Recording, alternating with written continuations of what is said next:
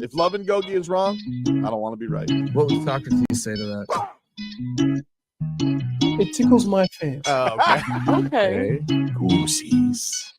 I don't have hair. Oof.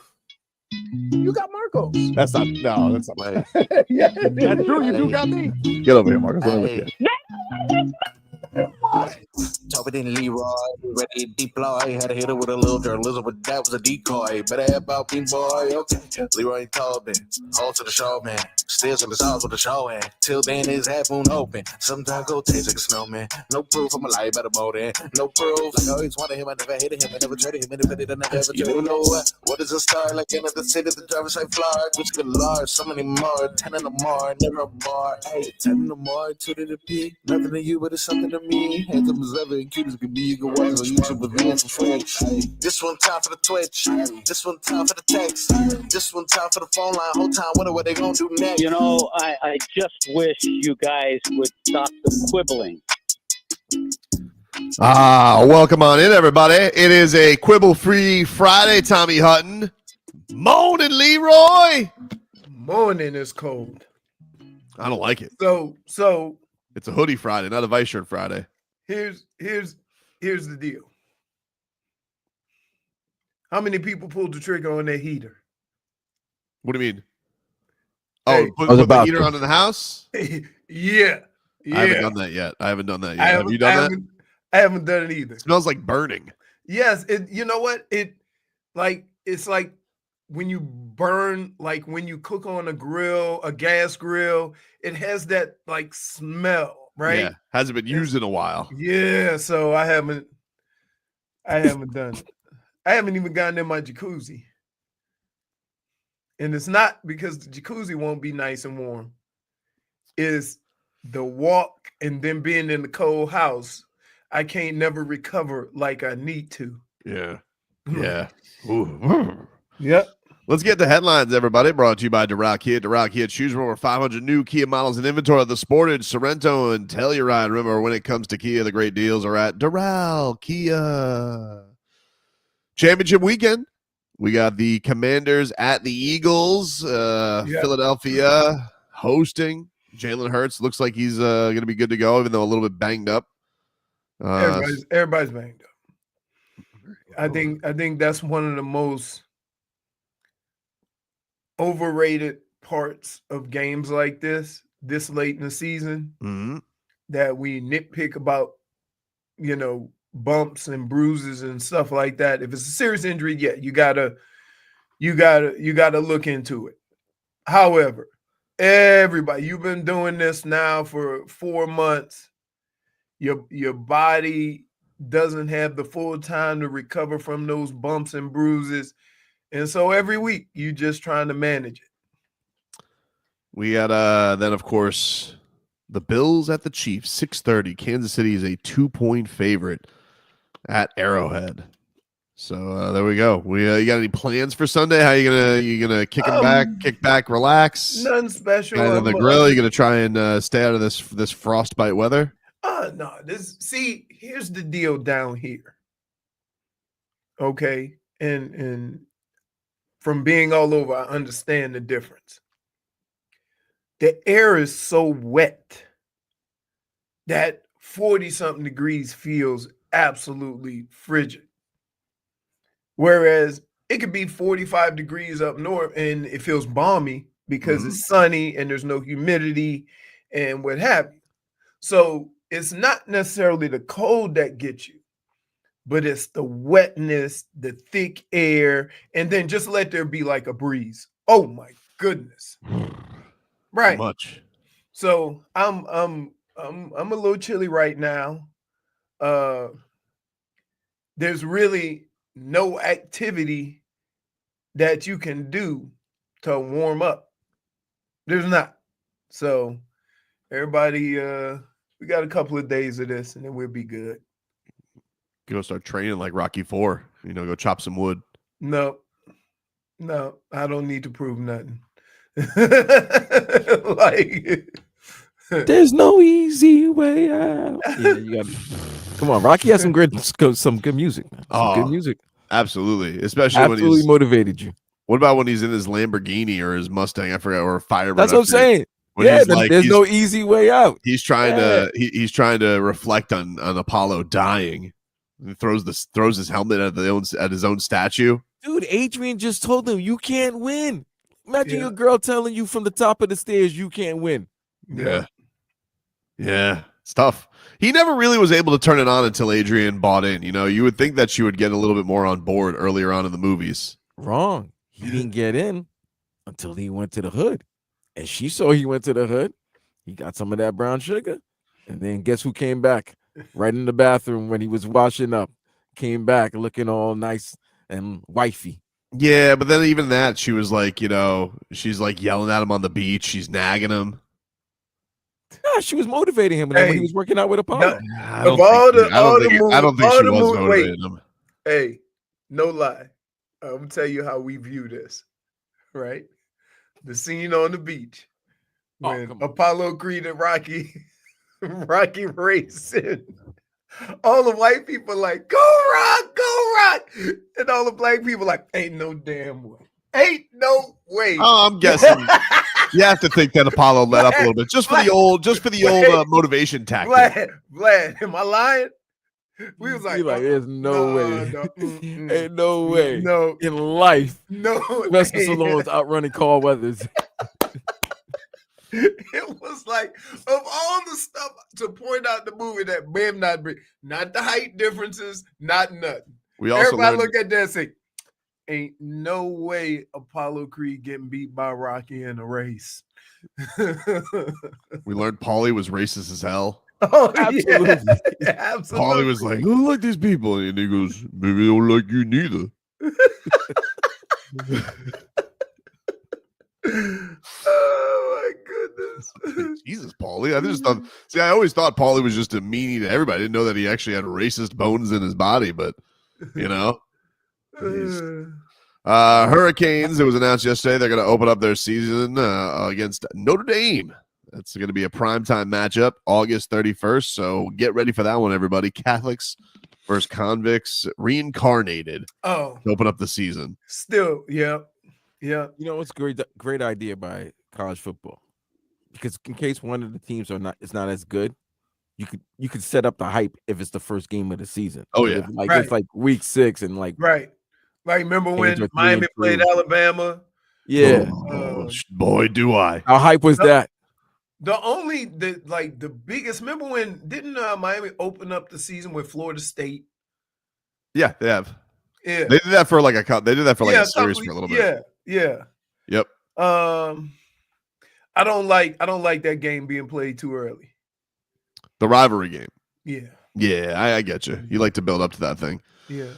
We'll get to the Heat in 15 minutes. The Heat coming on up. The East All-Star starters were announced yesterday. Jalen Brunson, Donovan Mitchell, Carroll, Anthony Towns, Jason Tatum, and Giannis Antetokounmpo are your East starters. And in the West, Steph Curry, SGA, Kevin Durant, LeBron James, and the Joker. Oh, my goodness. What? Oh, my goodness. First of all, them guys will push Cat around.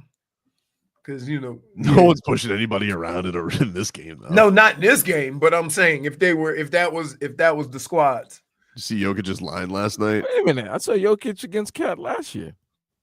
Cat did a pretty good job. Eliminated his ass. Did you see him last night, though? Not Cat. Jokic. Yeah, I see Jokic every day.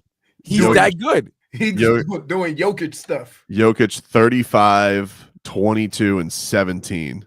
Like, was there anybody else playing? Well, there had to be some guys. He had 17 assists. Jeez. They're starting to get their groove. Meanwhile, it's you know what it is? It's Murray. Murray started off slow, and he started picking it up. Meanwhile, we have our little team. What happened? We'll get to that. 15 minutes of Heat is next.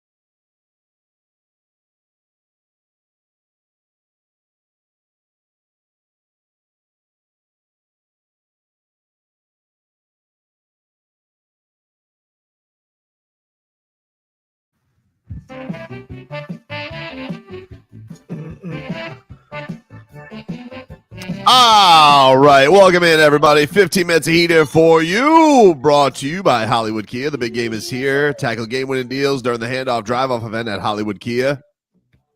Get $1,000 lease bonus cash towards your new Kia. Plus, we'll double your down payment up to $3,000. Visit them online at hollywoodkia.com. Call them up. 832-930-6181. Your Miami Heat got absolutely smoked by the Bucks yesterday, 125-96. This after the Miami Heat jumped out to a 20-5 lead. Mind you, this was a game where the Bucks literally got to the arena 45 minutes before tip-off because they were stuck in New Orleans for 4 days, and Miami could not hit the broadside of a barn from three-point land, and Damian Lillard had his first Bucks triple-double. And if you just wanted to just stick a knife in me a little bit deeper because I haven't been hurt enough on the anniversary of the Terry Rozier trade, he's out there in a blowout playing with rookies at the end. And Dame is peacocking, triple-doubling, killing Miami. Giannis giving Bam the business. Bam hasn't scored 20 points since January 2nd. Hasn't scored 20 points in a win since New Year's Day. Horrible. What a... Now, there is good news. Khalil Ware is now the odds-on favorite for Rookie of the Year. Not according to our money. Woo! Oh, hey, they're already offering that early cash out. They scared Leroy. You guys want 300? Smart by you, man. Smart by you. You called it early. He called it early, and guess what? Called it this week. I got in. Woo! They're like, you guys want to cash out? I'm like, mm-mm. 3 straight 20-point performances from Khalil Ware. What's the number that you would cash out? None? Well, we win 1,000, so that's 500 a piece. Yeah. So what do you say? What do you think the number is? Is there a cash out that tickles your fancy? It's got to be at least 4 a piece, yeah? 250. Yeah. 3. What do you say? I would say anywhere between 300 and 400. Okay. All right. I'll let you know when it gets there. But the problem is that number ain't gonna get there until close, because you're talking about that's basically $4,000. Dude, he goes another 3 games in a row scoring 20 points. It might be they're gonna get engraving his name on the trophy. This rookie, this is crazy. This is from Simon Smith. Simon, I don't really know what your name. Like, are you Simon Smith or at Simon Sperling? I don't really know, but I'm gonna go with Simon Smith. He's from Australia, big Heat fan, and he's a stat guy. He gets some good numbers. Leroy. Khalil Ware is the first ever rookie with 3 consecutive games of 20+ points, 8+ rebounds, 2+ blocks, and 2+ 3-point makes per stat head. Pretty cool. Because back in the day they wasn't shooting at 3. He did get his Wemby on a little bit yesterday. He was I do think that Khalil got a little bit too 3-point happy yesterday. They were pushing the Heat outside. Kicked the ball a couple of times. Yeah. Oh my God. On the passes. Jesus. But man. you got to throw it up to him. You can't be bouncing it around the ground. Yep. And then you want a bad stat? This is a segment that's called Good Stat, Bad Stat. Bad stat. Go. Terry Rozier is 13 of 80 over from 3 over his last 14 games. That's a little over 16%. Per stat head, this is the worst 14-game span on record with 80+ attempts from downtown. It is he has no prayer if he shoots a 3. It's crazy. The problem is this is crazy to me. The problem is that you got to keep shooting it. But what do you think it is? Like, is it the neck? Like, how does a guy? This is not a horrific 3-point shooter. Like, whew. What are we doing? What is that? And Damian Lillard has a triple-double. I am in hell right now. Almost had a triple-double. Oh, did they take it away? I thought they said it. Did they take a stat away? They took it was like I think they took a rebound or assist. Oh, okay. On the broadcast. Well, dude, it was so embarrassing, Leroy, because I'm like, the game got pushed back an hour, right? Mm-hmm. And so they had to move Lakers Celtics to TruTV. And this was, it was a 20-point spanking by the end of the third quarter.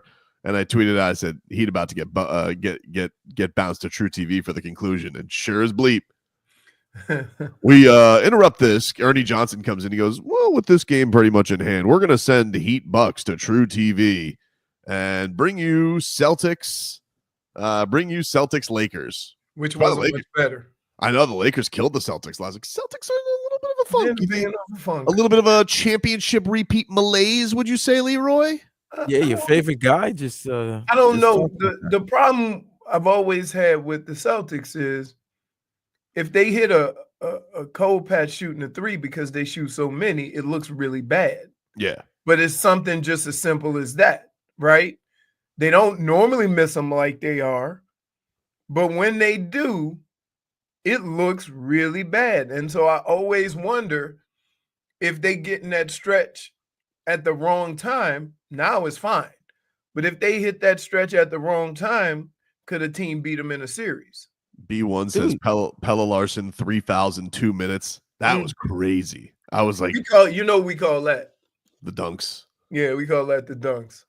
It was funny because 3 fouls in 3 minutes. It was funny though because Spo gave him the pass afterwards because he was like, he was playing hard. If Damian Lillard did that to Pella Larson, no way they call it. I was like, oh, look at Spo standing up for the young Swede. But he has to because that's all he got. But I would say this: I want them young guys to be aggressive.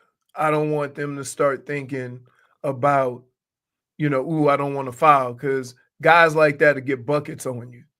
So you got to stay aggressive. You just got to, use better technique. Be in front of him, stop reaching, and do it that way. But if you're ever not aggressive, then you'll really get cooked. It is look, I like playing the young guys, and that's really the only thing that gives me joy right now watching the Heat. But with young players is going to come some dumb basketball. And let me tell you, they can play for like 5 minutes, some of the best basketball you've ever seen. And then all of a sudden, the end of that first half was some of the dumbest basketball I've ever seen in my life. Tyler Hero, you should go in with at least a 9-point deficit. No bigs. He takes a three for whatever reason with like 9 seconds left in the game. No shot clock. No reason to do it. Clank, because that's how all the threes went yesterday. Damian Lillard gets the ball.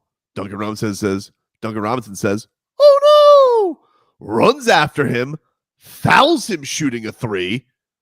There's 1 second left. Of course, Damian Lillard steps to the line and he hits all three of them. 1.1 seconds left. What could go wrong? Oh, I don't know. Khalil Ware passing it to the stands. No time off the clock. Bucks inbound right under the basket. Kick to Damian Lillard. Of course, he hit a three. I'm like 6 points in 3 seconds. What? 15-2 run to end the half because of that. I'm like, are you bleeping kidding me? Like that was it was. I was in hell. I'm in hell. I'm in hell right now. How did they play like the team that just arrived from a snowstorm? I don't know. Milwaukee, like that. I don't know. That like they started out good. I'm like, all right, bro. If you continue this team just had 3 days in New Orleans, snowed in. They couldn't move. They probably just want to be in their comfort of their home and get out. Goose. All of a sudden, they can't hit the side of a barn. I'm like, what's going on with this team? And then before you know it, what was a double-digit lead for the Heat is a double-digit deficit now. Brutal. I mean, and I'm still waiting for Trent to miss. Oh my God, he was amazing. Dude, there was one. How about this? Was the Heat's lucky? Like the Heat got their ass kicked, but like the second quarter, there was the one where Connaughton just threw it out of bounds, and they're like, didn't see it. And Right, so jump ball. and they're like, jump ball. Bucks get it 3. I'm like, great. Then there was the one where I think it was Trent, or maybe had his first miss. Long rebound to Dame, miss. Right back to Dame, hit. I'm like, So my question is, they called the jump ball. Why couldn't they just go to replay? I don't know. Because that, I mean, like, I don't know. just It's a because good question. somebody yelled it got tipped. No, you threw a bad pass. They replayed it and it didn't look like it got tipped. Goose, Bam is a mess. Luis, Bam has to stop shooting threes. Man, Stan Van Gundy hates him shooting threes. Yeah. He was giving him the Marcos. He was going, on the broadcast. He said, I really wish Bam would back away from that 3. And the other thing is, like, over this past week, like, Bam used to be a guy that, he wouldn't shut down Giannis or Joker, but would give them as hard a time as anybody in the league. And those two guys worked him these last 2 games. And he's just giving you nothing on offense. I mean, nothing on offense. It's crazy. 11 points, 12 points, 6 points, 16 points, 10 points, 13 points. Hasn't scored 20 since January 2nd when they lost to get their asses kicked by the Pacers. But this is the thing that's crazy though, Leroy, right? The free throws. Like, Bam's usually a guy averages 5-6 free throws in his career game. And he hasn't gotten to the free throw line 6 times since January 2nd. Like, Nobody has really. That's usually Jimmy's thing. no, but this is I'm talking about his career game. Like that I'm talking about in the scope of his career. But what I would say this is it seems like when Jimmy was in and engaged and he was aggressive, everybody else tended to be a little more aggressive also. Schmeathan says, call him out, Tobin. What do you want me to say, Schmeathan? What do you want me to say? You want me to call him a fat cat? You say he got the bag and he lost his game? What do you want me to say about Bam Adebayo? The bag, the girl. He's just got it all? I don't know what to tell you. I'm flummoxed. I'm not blaming the Jimmy thing. That? He's been like this all year. Yeah. Can I spell flummox? F-L? Is it PH or an F? You're all right. Keep going. U-M-O-X-E-D? Can you even do an ED after an X? Is that grammatically I possible? think it's 2 M's. Yeah, it's 2 M's. Yeah, his game is gone. I don't know what to tell you. Like, and it's very clear when you watch him. Like, yes, does he have to? If you want to be ultimate Bam excuse person and you want to be like, hey, does he have to scream? All right, cool. He's had to do that his whole damn career. He's not as aggressive going to the rim. You can watch it during games. It's very obvious when he's just like, meh, and he gets out of that mode where he wants to attack. He's become too fadeaway happy, and you can't do that. You can't do it, Especially fadeaway against Giannis. Yeah, dude. I thought he was going to do a fake and then go underneath. That's the old Jaime move. It's F-L-U-M-M-O-X-E-D. Oh, there was an X in there. 2 M's though. Yeah, not M's. 1. I apologize. You gave it a good college. I was just breaking your walls because you're using words you can't spell. Big word for me, dog. That's what I'm saying. So yeah, I just think like his. It's hard to like put your finger on it other than just saying he missed shots, right? Because some of the shots he's trying to like to shoot a fadeaway over Giannis, you asking for it, and it just seemed like he should have more footwork to be able to maneuver in there. He's just got to, he's got to become back to put his head down and get to the damn rim. Like he has to. Like this stuff is, he's letting too many people off the hook. And it's weird that it seems like Kalel is more perimeter to end than Bam is. I kind of wish that Khalil had that spot where Bam's catching the ball inside right there. You know what I mean? Yeah. Instead of Bam being in there. I mean, the one thing I can say, like, he's very, like, that duo is definitely helping with his rebounding. Yeah. Because he doesn't have anybody. He doesn't have to deal with the big inside. Yeah. Because But Khalil has him outside. You see that play when he tried to go against Giannis, and then Giannis just like waited for him, and it just like oh yeah, when he tried him. to do the pump fake under the rim. Yeah, and I'm like, I was like, come on, dude. Old Bam pump fakes and goes straight up and yams it on them. Or at That's least what I'm saying. Like, you know, Vlad, that's why, like, we can talk about roll, we can talk about all this stuff. Whoever wants to be like the ultimate, but I've seen this guy against that player, and this is not the most effective level of player mano a mano that I've seen in those battles. Right. I don't know, and I can't. I'm not here for he's had to deal with the Jimmy stuff. Like, this has been a pre Jimmy thing. This has been basketball is basketball. Yeah, that should have no bearing on your game. Like, maybe that has an effect on the result, but it shouldn't have any effect on your game. People want okay, but the Jimmy stuff is affecting the rest of the team. Yeah, I can't rule that. I can't rule that out. I'm not gonna say it's a complete zero, but Bam's offensive, this is his worst offensive season by a long shot.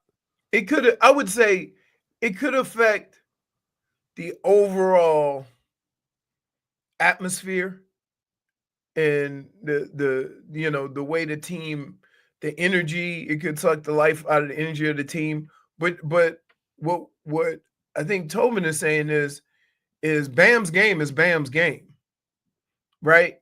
And there's nothing outside of his game that should affect how he plays, and he doesn't look like he's playing the way we're accustomed to seeing Bam play. I can count on like one hand the games that I can remember him really just taking over this year and being like, oh, I got it going for me. And it's like the Pacers game when they had a back-to-back on the road. There was, I think, a Brooklyn game, and I think like the Pels. That's it. Right. You know, like he's got to get back to, he's just got to get back to, like, I don't know. I don't know what the hell he has to get back to, but he has to fix it. I don't know. Now the it's weird because early in the season we were talking about the slow starts, and now the last few games they've gotten out to great starts and then just sputtered. I don't know. Right. I don't know. It was a weird game, obviously, because of, like, you know, they tried a new starting lineup that got shaken up in 2 minutes, but I think it was just one of those, like, they started off basically taking advantage of a cold streak by Milwaukee, and then Milwaukee's cold streak ended in like 4 minutes. Yep. They're back at it tomorrow against the Brooklyn Nets, and hopefully they can bounce back, split this trip, and we'll see what's what. You can't lose. Under 500 for the first time since they were 9-10 this season. Can't lose to the Nets. Don't rule it out, dude. They lost to the Jazz at home by 36. I know. My son's first game. He likes Messi now. Take a break. Back after this. We are keeping an eye on the Heat and Jimmy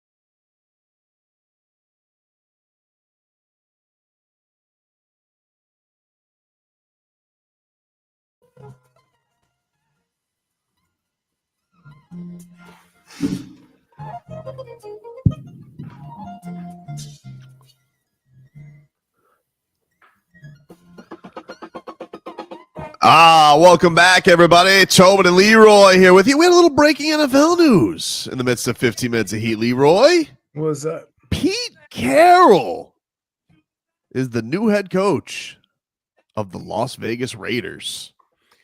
Pete Carroll. 74 years old. Wow. How about that, dude? Very interesting. Very. Did you see what happened with the Jaguars? It's like, They are a net, dude. it's almost like the guy said, I'm taking the Jaguars. Hold on. In all fairness, Shad Khan did say that if any coach he would hire did not want Trent Baalke as the general manager, he would let him go. He did say that to his virtual face. He did say that to Trent Baalke. He was like, he did. We say that. So pretty much that's what happened with I guess his name Liam Cohen, the offensive coordinator of the Buccaneers. He told him, "Nah, I don't want it." And then probably asked him, "Is it because of the general manager?" And he probably said, "Yeah, sort of." So boom, got fired, and then conversation happened. People do seem to hate this Trent Baalke.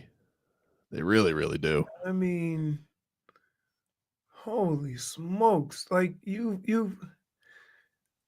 I wonder what the level of patience you need to have with Jacksonville. Like, how close are they really? Right? Because we're making these assumptions that if we change all these office people, and I mean the coach, the GM, whatever, the coaches, that, this team is going to be much better. Right. But my question is how's the team constructed? Are the players any good? Or do the players work well together? Is the offense good, but the players aren't very responsive? Like, these are all things that just bringing in a new coach don't fix. Well, the facts are, of all the quarterbacks that got paid this year, like Trevor Lawrence is by far the worst of them. Right. Like, he is. It but, is. And do you have to ask? And my question is always why? Because he certainly didn't come into the league with any questions. He didn't come into the league with any questions, but I also think that he's gotten to skate because there's always been like a path where it's like, it's Urban Meyer's fault, which I don't doubt that Urban Meyer was a boob. The guy's getting lap dances on the bye week. Correct. Like, he can't. I'm sure that's not. He's kicking kickers. I'm sure that's not a great situation to come in, but I don't know. I just haven't seen anything with Trevor Lawrence where I'm like, oh, this dude is so special. He'll like a cool throw every now and then, but he's also very mistake prone. He got married. Who? Trevor Lawrence. I think he got married like right out of the gate, didn't he? Yeah. No, he got like 2 years ago, right after the wild card went over the Chargers, and boom. You seem to think nobody can be good committed, Vlad. That seems to be not young, and making nine figures. I would say it's the best. You don't know what to do. You don't know any better. It's the best thing that I did for me. Women's Weekend's legs was not be married while I played football. You see? Well, that's just me. I know people that have been successful that have been married. Crazy. So yeah, there you go. Pete Carroll is the new head coach. Let's get to a little hockey talk here and get to our road to repeat, which is brought to us by our friends over at Celsius. Hockey fans, don't sit this one out when it's game time. Make Celsius a part of your play and get that energy up. Game day is fueled by Celsius Essential Energy Drinks, the official energy drink of your Florida Panthers. They will be back on the ice tomorrow against the San Jose Sharks. 10 o'clock puck drop. Very late for all our Cats fans out there. So get if you're out partying and you're at the bar, tell them to put the Cats game on, huh? Taking on the Sharks. Sharks are the worst team in the Western Conference, so it should be a nice game for the Cats to get right against Chris Greer's brothers, San Jose Sharks.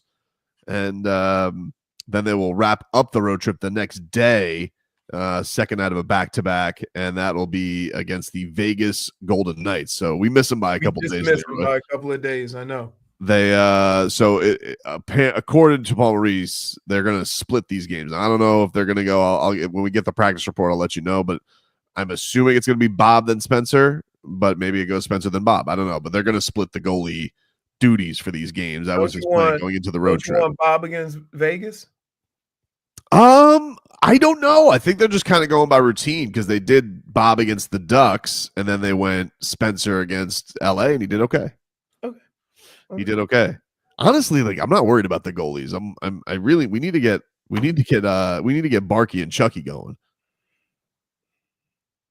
They got to get going, dude. Like let's go. We need some damn goals. We need. By the way, this looks really fun. We say, by the way, are you remembering we say this every year about this time? Yeah, for sure. I got you. I'm not worried. This is pathetic to get going, dude. I want to go to this. Every year we've said this to the point where remember you wanted to fire Paul Maurice? Well, that was the first year. You know what's coming up very shortly, right? Groundhog Day. Yeah. This is every year. This is a matchup that I think is really fun. Coming up or an event that looks really fun. Pucks Pints Beer Fest at the Cats game coming up on Saturday, February 8th. Cats and Senators presented by Funky Buddha. I would like to go to a hockey beer fest. That sounds like a ball. 3:30 is admission. So what is that? That's probably like a 5 o'clock puck drop. That sounds fun. Oh, remember when we tried that Funky Buddha hockey beer? Hold on, well, I'll check. No, not me. You know I haven't. We had it in studio. You didn't try any of that? No. It was morning. No, I don't drink beer. Ah, man, you got to try it, dude. Beer, For a beer fest, you got to break the rules a little bit, baby. No, beer doesn't. I'm telling you. What's wrong with beer? It just doesn't do it for me. I will say this: there are like I got to be honest with you though. You're very flimsy when it comes to your food drink consumption takes because you could be knocked off on a take. Wow, it's a 7 p.m. puck drop.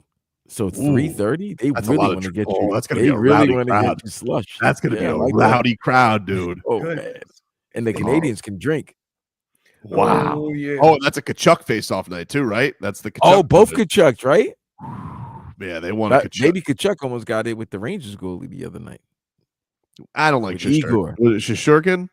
Yeah, Shishurkin. Yeah, good. You know, sometimes Shishurkin needs to be put into his place. Look at JFig saying yes. She's already down. Oh, JFig loves a beer fest. JFig loves a beer fest. Who doesn't love a beer fest? And hockey. Leroy. Love hockey. Leroy. Me. Because here's the other thing. Anytime I've tried to partake in beer drinking at a football game or a hockey game or whatever, I don't drink the beer fast enough and it gets warm. What? Yeah. Well, get a beer. And I hate, like, if I could drink it out of the can, I think I'd be better off. But then they pour it in a cup and you got to, like, too much. I don't want. You're being finicky. Yeah, I am. You like beer in a can? No, I'm saying I would rather drink it out of the can than out of that cup. I like a tall boy. Because I don't drink it fast enough. And I it like gets a tall warm. boy. Like a tall boy at a hockey game or a baseball game. Yeah, I get through half of it and then it's warm. Nah, well, you got to go faster. That's part of the fun, baby. Doesn't beer it gets in your stomach? It just swells like. What are you, a grandma? You so old right now. What are you doing right now, dude? Come on. Never been a beer guy. Get your schnitzel on and let's go beer festing. Oh, there'll be some good schnitzel there. Woo-wee. Anyway, Pucks and Pines Beer Fest presented by Funky Buddha. That's coming to the Amerant Bank Arena on February 8th, and admission starts at 3:30. So check that on out. It's on the Panthers website and Twitter account. I'll retweet it right now so you guys can go get your tickets for that. But that looks like a fun one. We'll take a break. Hour 2 is next.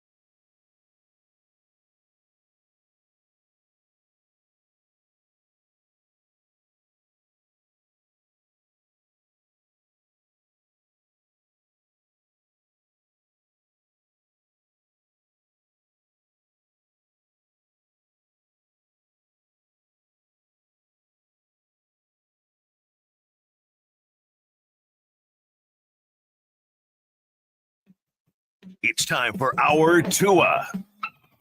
It's our Tua. It's our Tua. It's our Tua. Tua, Tua, Tua. Tonga Valoa. Not Tua Tagovailoa. A for effort. Dolphins quarterback. Tua. It's our Tua. It's our Tua. Tua. Tua, Tua, Tua. Tua, Tua, Tua. Can go to hell. Tonga Valoa. Dolphins quarterback. Daddy loves you guys. Our Tua with Tobin and Leroy. Now with two of the program, ladies and gentlemen. Tobin and Leroy here with you, 560 WQAM. Let's get to headlines, which are brought to you by Doral Kia. At Doral Kia, choose from over 500 new Kia miles in inventory, like the Sportage, Sorrento, and Telluride. Remember, when it comes to Kia, the great deals are at Doral Kia. The Heat, they get hammered by the Bucks, 125-96. Damian Lillard, 29 points, 9 rebounds, 11 assists. Giannis, 25 points, 12 rebounds, 3 blocks. The Heat, they'll be back at it tomorrow, 6 p.m. against the Brooklyn Nets. And the Panthers, they'll be back at it tomorrow on the ice against the San Jose Sharks at 10 o'clock. So check that on out. We'll get into more of the championship weekend coming on up. But first, Conor McGregor. How does he do this? So I'm watching this yesterday. They got Knuckle Mania is this weekend, Leroy. Knuckle Mania. Which is a BKFC. It's one of their bigger cards of the year. We do like the bare knuckle fighting. We've been to BKFC, been to BYB, our guy Dada 5000. But Conor McGregor has taken a stake of ownership in BKFC. And so he showed up like Vince McMahon, except, well, I don't want to say except coked out of his mind, because I don't know what Vince McMahon partakes in, but he showed up to this press conference and, well, just take a gander at this guy, Leroy, and where he's at right now. Oh, Philly! Sorry I'm late, I don't give a fuck. I'm the big boss around here. Philadelphia, what's up? I'm here to summon the gods of fighting to action. May they turn our combatants' knuckles to knives. And on Saturday night, may we all bleed in the honor of Philadelphia's rich fighting history. May we, as Bare Knuckle Fighting Championships organization, the alien of combat sport, rise above the night sky and rain down blows viciously and prove our worth against any deniers. May local boy and former UFC lightweight world champion, former Bellator world champion, shut this man up over here, Jeremy Stevens, who's coming in here into Philadelphia. He's coming in here into Philadelphia on this fighting, on this great sporting weekend, and trying to take you out, Eddie. This is as big a fight as it gets, with world title fight implications. Like I said, combatants, turn your knuckles to knives. Bleed in the honor of Philadelphia's rich fighting history and show the people what Bare Knuckle Fighting Championship is about. Let's go, Philadelphia. Let's go, Bare Knuckle Fighting Championship. So why did he sound like he was making a present day 300? How I pure don't was know. that cocaine? Dude, How pure was that cocaine that he was on? Dude, he is high as a kite, Yogi. And let me tell you something. How am I ever to expect this man to fight when he's exhausted getting through a 90-second press conference? He sounds like his heart's going to explode. Wow.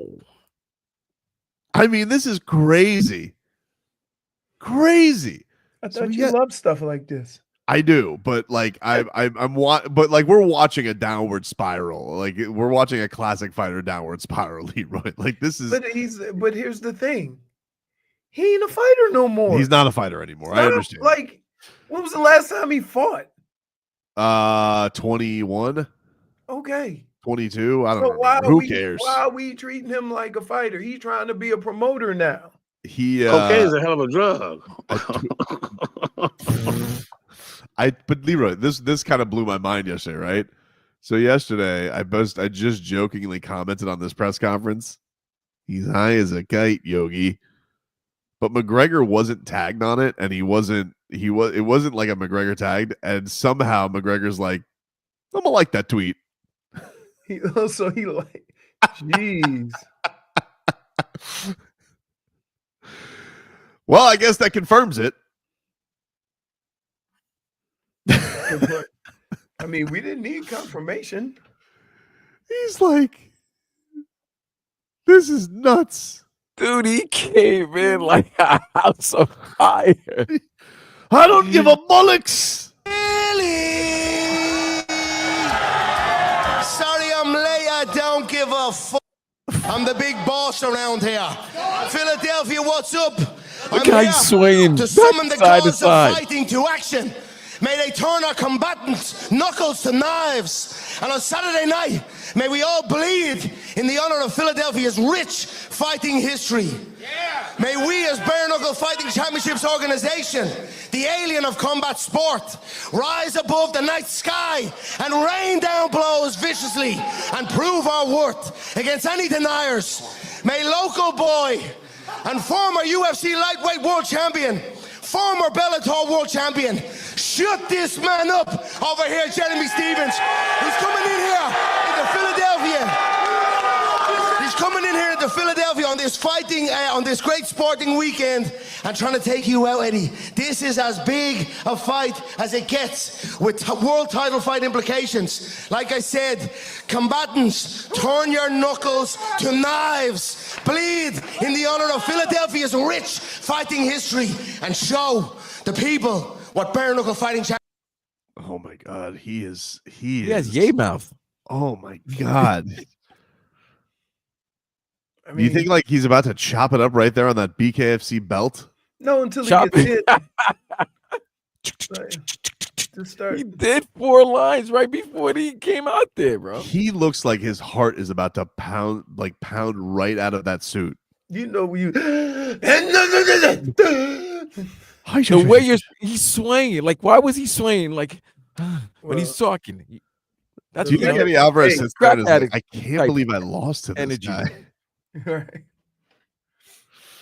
Pretty wild. So is he promoting a certain fighter? Or is he promoting just the because No. He has ownership in that promotion. No, now. I know, but it's weird to me that if a person who owns the whole or has a part in the whole overall thing is coming in there pointing out one of the fighters.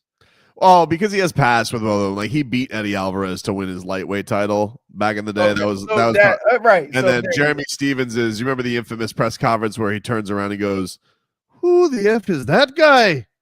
That's the other guy. He's fighting who the hell is that guy versus the guy that he beat. So he does actually have a connection to both fighters. Right. All right. But jeez. Yeah. He's high as a kite, Yogi. How old is he? Is he 35? Yeah, that sounds about right. 36. Oh yeah, he's so done. I So guy Tree texted. He sounded like William Wallace. He's just like, oh, It's weird. Like we've seen him now this week. He's like just bug-eyed with the Paul brothers at 8 a.m, clearly riding the white lightning. And then all of a sudden he's showing up to Philadelphia. I mean, just like what kind of bender is this guy on? Mm-hmm. No wonder Cocaine he is a hell of a drug. punched Bernie right in the snot box. Ridiculous, dude. This is insane. What kind of person is this? Anyway, shook. Al Golden, he has been hired as a Cincinnati Bengals defensive coordinator. I wish him no success. I mean, the thing is the spot that he's taken. Yep. Right. Only one way to go up. Right. Only one way to go up. Be like, how could you be? He goes, how could you be worse than the worst? He goes, Nope. hopefully they're not looking back. So anything he does is gonna look better, right? Would think. That's to be honest with you, that's actually the best place to take over. Oh yeah, right from the bottom. Yep. It is wild. Do you think like have we got any updates on Weaver? Because I thought that isn't he supposed to have an interview today with the Saints? Because there's not many head coaching positions left open, and I think he has his in-person interview today. Yeah, Schefter said yesterday that he's flying to New Orleans. Well, hopefully, he can get in New Orleans. Is it still like a wreck over there? I mean, they could do Zoom, don't you think? No, I think he already did Zoom. I think this is supposed to be like, hey, and look. I think eventually you got to do a face-to-face. You got to do a face-to-face. So my question is, who do you think of all these coaches is going to the best situation? Because usually you would go with a quarterback. It's kind of weird because none of these teams have the situation that Houston had when they got a new coach. That means they had a bunch of draft picks, right? They were truly rebuilding. And although it came quicker, you knew that the opportunities were going to be there to improve because of all the the draft picks and the free agents that you had signed. I mean, when I look at all these other teams, none of them really have a quarterback. Nope. Right? I mean, probably the one. Wait a minute. By your theory, Leroy, it would be our rival down here. It would be not our rival down here, but our rival in the division. Patriots? New England? They have all the money. They have a quarterback. Now, here's the kicker, though. With New England, they have a high pick. With New England, how aggressive are they going to be? Because they've never been a very aggressive free agent team. I don't know. But they have a lot of money. They do, but still. But again, and they got a quarterback on a rookie deal. So yeah, you might be right. You might by your theory, by what you presented. But I'm just looking at recent history and looking at what Houston did, and all those things were in place when D'Amico took over, right? So that's where I'm looking at. So you might be right. You might be right when the quarterback looks good. Now the new coach didn't come in with the quarterback. Didn't D'Amico come in with CJ Stroud? Yeah, they got drafted the same. He got hired and they had the two. Keep in mind, they had not only CJ Stroud, but they also got Anderson. Was it Anderson from right? Anderson. Was also a top 5. Yep. I want to say. Mm-hmm. Right. So they had 2 top 5 picks. So yeah, nobody's really coming into that situation here. Right, but they've had a lot of picks. So if you look at what New England has high picks, right? They got their quarterback. I mean, and they got money. So could that be the closest thing? What about the Bears? Division's too good. He's gonna take his licks. Right. Division's too good. Unless he's just got that division. He knows the division. He knows he's gonna get his ass kicked by the division. That's I think going into it, you taking that job because you want to be a head coach. Because, you going in against Green Bay, Minnesota, and Detroit. So you had a 15-2 team and a 14-3 team. I mean, like if you think Caleb Williams is any good, you take the job. And I mean, he's an offensive guru that everybody's like he's the next guy that everybody's dubbing as the great mind, the great offensive mind. And so you go there. They obviously have weapons. You think you can make something happen there. And as we said, like the other job, obviously the Patriots wanted to stay in their Patriot way. So that was kind of obvious where they were going. Right now, we go Patriots and we go Bears, but not as much Bears because of the division they play in. Yeah. Other than that, I mean, and I'm still not like I think in theory the Patriots, just because you believe in Vrabel, you've seen him do it before, right? I'm still not sure if you like. It's a blank. It's the most blank slate I guess you get. Right. Well, it's they still didn't win a whole bunch of games, so like there's that. What about a team that could possibly pull a Commanders? So I mean, who's going to get who? Who's drafting? Right, that's what I'm saying. Like they get Right, but the Commanders also brought in a new coach. I mean, all the teams that's what I'm saying. right. So that's all we talking about is teams bringing in new coaches. Right, but They you're have high talking about pick. it bringing in right with a high pick. There's not that many. Who has the first pick in the draft? Tennessee, and they got their coaches coming. That will be his second season. So Right. it's almost like a restart because he really didn't want Lovitz if they keep the pick, because there's some. We know he didn't want Will Levis. Yeah, nah, hates so him. He hates him. Yeah. Well, see, and I would be interested to see, like, I mean, if you could get pointed out, it's been pointed out on. I've heard a couple of times that if these two quarterbacks were in a different draft, they wouldn't be this high of a pick. So that's what Kuiper's saying. Yeah. The fact that they are. So what if a team wanted to trade up to get one of these guys, and teams want to get more assets? If because the Titans, they're not in love with these two guys. I mean, it's possible. I mean, I'm sure someone's going to fall in love with Cam Ward. I said, when we talked about it before, and I've talked about it in Cleveland. If I was Cleveland, I wouldn't take a quarterback. I would take Travis Hunter. Yeah, I'm just saying. I think just based on the guy, I think people are like someone's going to fall in love with Cam Ward and believe he can lead their franchise. Absolutely, I believe that. I believe that too. I believe that too. That like you just talk to him, you hear him talk, you hear how he goes about his business. They'll fall in love with him. But the Saints, like, obviously, they're going to still do the Derek Carr thing. Well, it'll be the perfect spot to draft a quarterback.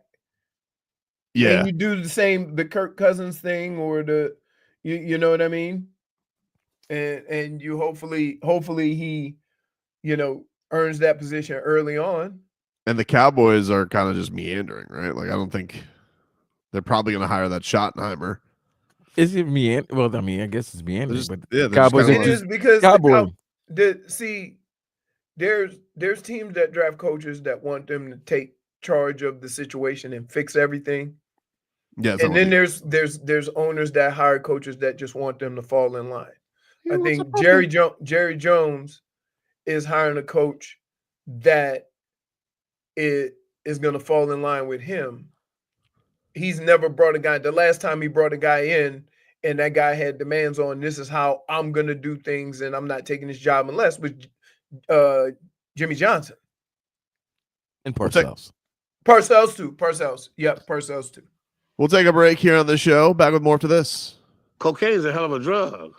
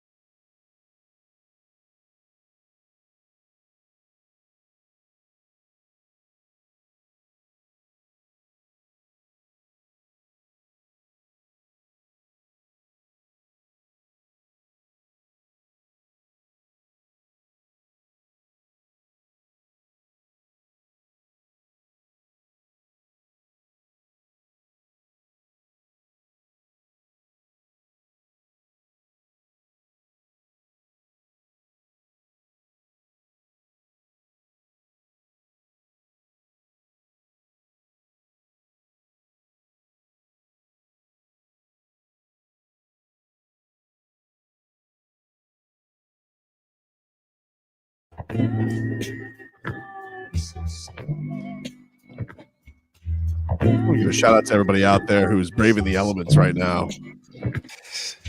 This cold, frigid winter that we're going through. Unlike anything we've seen down here in South Florida, be on the lookout for fallen iguanas. Don't worry, I got a dog for that. Oh, listen, they're gonna go up there and give it a little sniffy sniff, and then you gotta, see what's what, see if they'll wake up. But he's already taken out a live one. Iguanas are stupid. They'll run right into a fence. Boom. Idiots. Why they don't understand it's getting cold? Like, why don't they start moving like bears? You know how bears hibernate? They know, like, it's almost wintertime. Let me get all this food and go to sleep. I just think How that does the iguanas?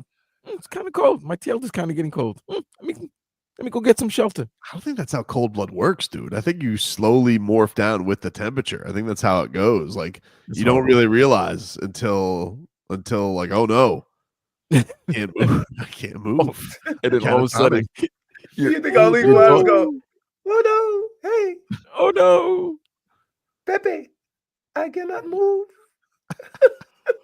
that's a big dog coming. Mark Andrews has broken his silence, Leroy. Everybody was dying to hear from Mark Andrews. Can I ask a question? Why? Why were they dying to hear from him? Why is everybody dying to hear from him? Because he failed, dude. But I'm just, we know. What is he going to say? What could he possibly say to change anything? There's nobody on this planet that feels worse than Mark Andrews. So what him not talk and for people to say, oh, him not talking is unprofessional. Why? So he could sit in front of you and have you like, yeah, we get it. Like, we get it. Like, what is Mark Andrews talking gonna do? I think it's a look into like what is it? What is he it screwed up? He feels terrible about it. We know this. Give me your pain, though. We know this. When Max Strus couldn't hit a 3 in the NBA Finals, he stood there like a man in front of Barry Jackson, and he answered all the questions. At that time, they were down 3-1. Right, but that's what I'm saying. This is 2 plays in a whole season, right? Oh. But Leroy, yeah, you know there's always a hero and there's always a GOAT. I didn't make the laws. That's how it is. I understand that. There has to be a blame. But I'm saying for us to talk like this. If he gets in front of people, like, so you say he's talked, what is that going to accomplish? We already know, man. You cannot tell how bad this man felt. They want we want him to feel bad in front of us. Yeah. All right, man. I know it's sick in the head. I agree with you. Can I just say this? If I ever go to a place and somebody makes a mistake, and somebody and I just keep pounding them and pounding them and pounding them, right? And they're like, "Hey, man, it was just a mistake. It was just like." I don't understand why because we can't experience that and we never have to live that. We have no compassion whatsoever. Because I heard Stephen A saying it's unprofessional. It's to do what? What do you want this man to do? That's what I don't get. What would you like him to do? That's not a matter of on a serious. What would you like? It's not a matter of like, though. Like, I think the point is, like, if you don't talk, you're not talking after the game. Like, I think people want to know, like, yeah, how are you feeling? The whole point of when people talk is like, what is going on? Can you express it? Some guys are silent about it. Some guys are short with it. Some guys are reflective on it. Okay. People do handle it differently. Yeah, right. Exactly. But there's no person on this planet that has vilified himself more than Mark Andrews. And so my question is him standing in front of you, does that make it better? Does that make the circumstance? It just, you know what? It's like he doesn't feel bad enough. Let's get him in front of us and pound him with questions so he can feel as bad as. Well, why does it have to be pounded? What does it accomplish? I don't. Why does it have to be pounded though? Like you always you think like pitchforks are going to stand in front of him. By calling the man unprofessional because he didn't want. No, they called him. Somebody called him unprofessional after he didn't stand in front right, of him. But that's what I'm saying. Why do you make it seem Is like that if he were unprofessional? What it is unprofessional, but it's but the question is like, why do you make it seem like he's going to stand in front of there and all of Baltimore's reporters are going to be like, "Don't you feel like a bum, Mark Andrews?" Like that's not how it's going to go. I would say I'm familiar with the workings of the media. Some, don't not sit all. here and that, don't, but you're sitting in a room, right? I'll say that some, not all. Okay, but you know as well as I do, once that questioning starts, right? It ain't gonna be right. I would say but I would say like Leroy. I know there are jackasses that get in there every once in a while, but I would say every once in a while. Every once in a while. Every once in a while. Listen, there has never been a presser that I have done where there wasn't the one guy. Well, you had Tony Grossi. But even in Minnesota, wherever, there's always the one guy that feels like this question had to be asked. Right? That guy. You know the guy I'm talking about. Let's not all Okay, well, let me ask you this. Let me ask you this. Sure. If it was Lamar who had the game-losing fumble, right, or whatever, right, through a game-ending interception, right, do you expect him to talk? I mean, he got up there and he talked. Of course. I don't expect. Like, what is it about Mark Andrews is a professional? He's one of the faces of the team. I don't expect anything. Here's what I expect the guy to do. I expect the guy to be damn human. I expect the guy to be like all the rest of us would be in that situation. Some guys feel okay. We're talking Lamar Jackson out there and cuss like a sailor, right? That's like what you get. So now he's unprofessional for, doing that. No, I like that. But you understand, everybody handles the situation differently. People don't handle it like we want them to. Like, should Gary Anderson have to answer to? Like, no, man, we didn't care. Did he not? Like, no, that's to make you feel the way. But did he not answer questions? Because if he did, No. that's unprofessional. Okay, like I didn't find it to be unprofessional. I just found it to be that dude is in a bad place. He feels terrible. I'm gonna let him go in on and deal with it the way he wants to. Don't you think the media had every right to talk to Scott Norwood after he missed that field goal against the Giants in the Super Bowl? No, I'm listening. I'm saying you have every right.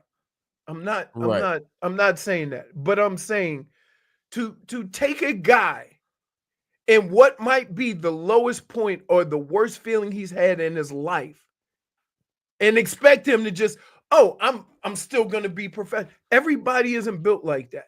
And to like, I don't hold it against anybody for being in that moment and feeling like that after a football game. I don't feel that he has any obligation other than to like, just if you see it in him and like, yeah, man, he feels bad enough.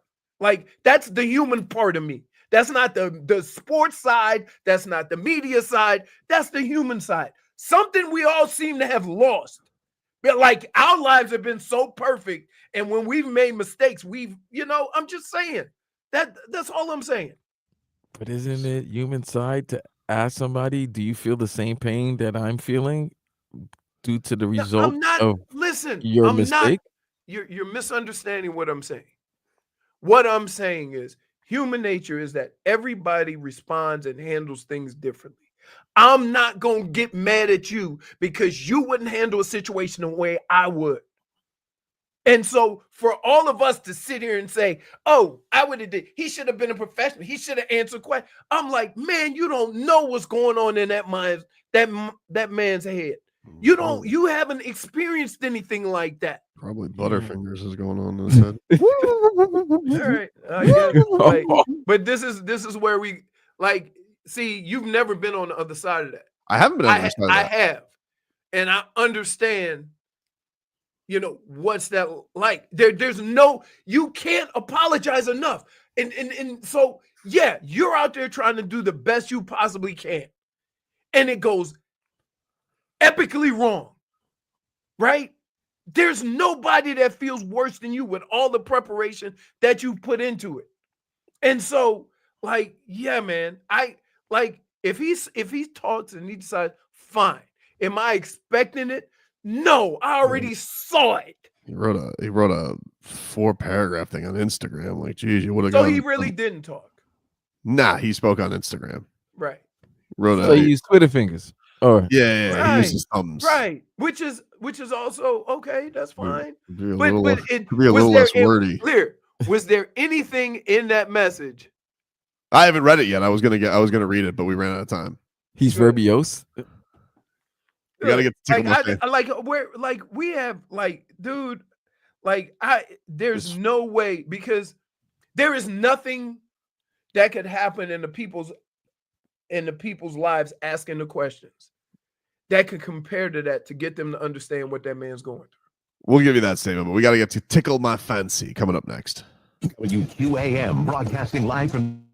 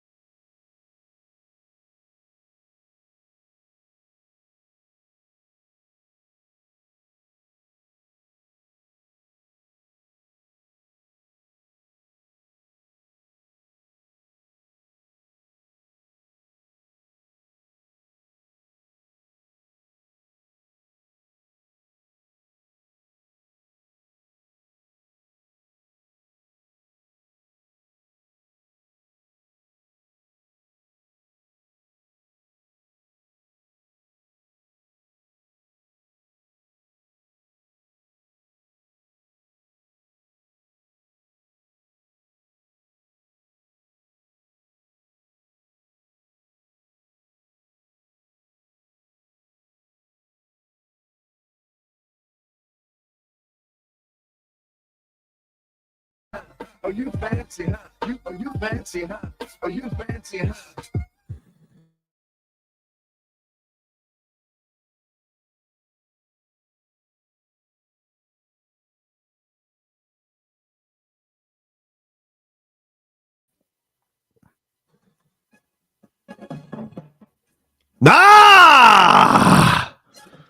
It is time, ladies and gentlemen, to be professional and Tickle Leroy's.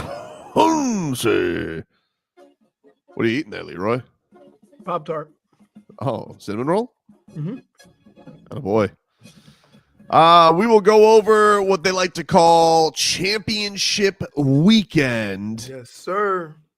Sunday, January 26th at 3 p.m., Leroy. The Washington Commanders in a division rival matchup take on the Philadelphia Eagles.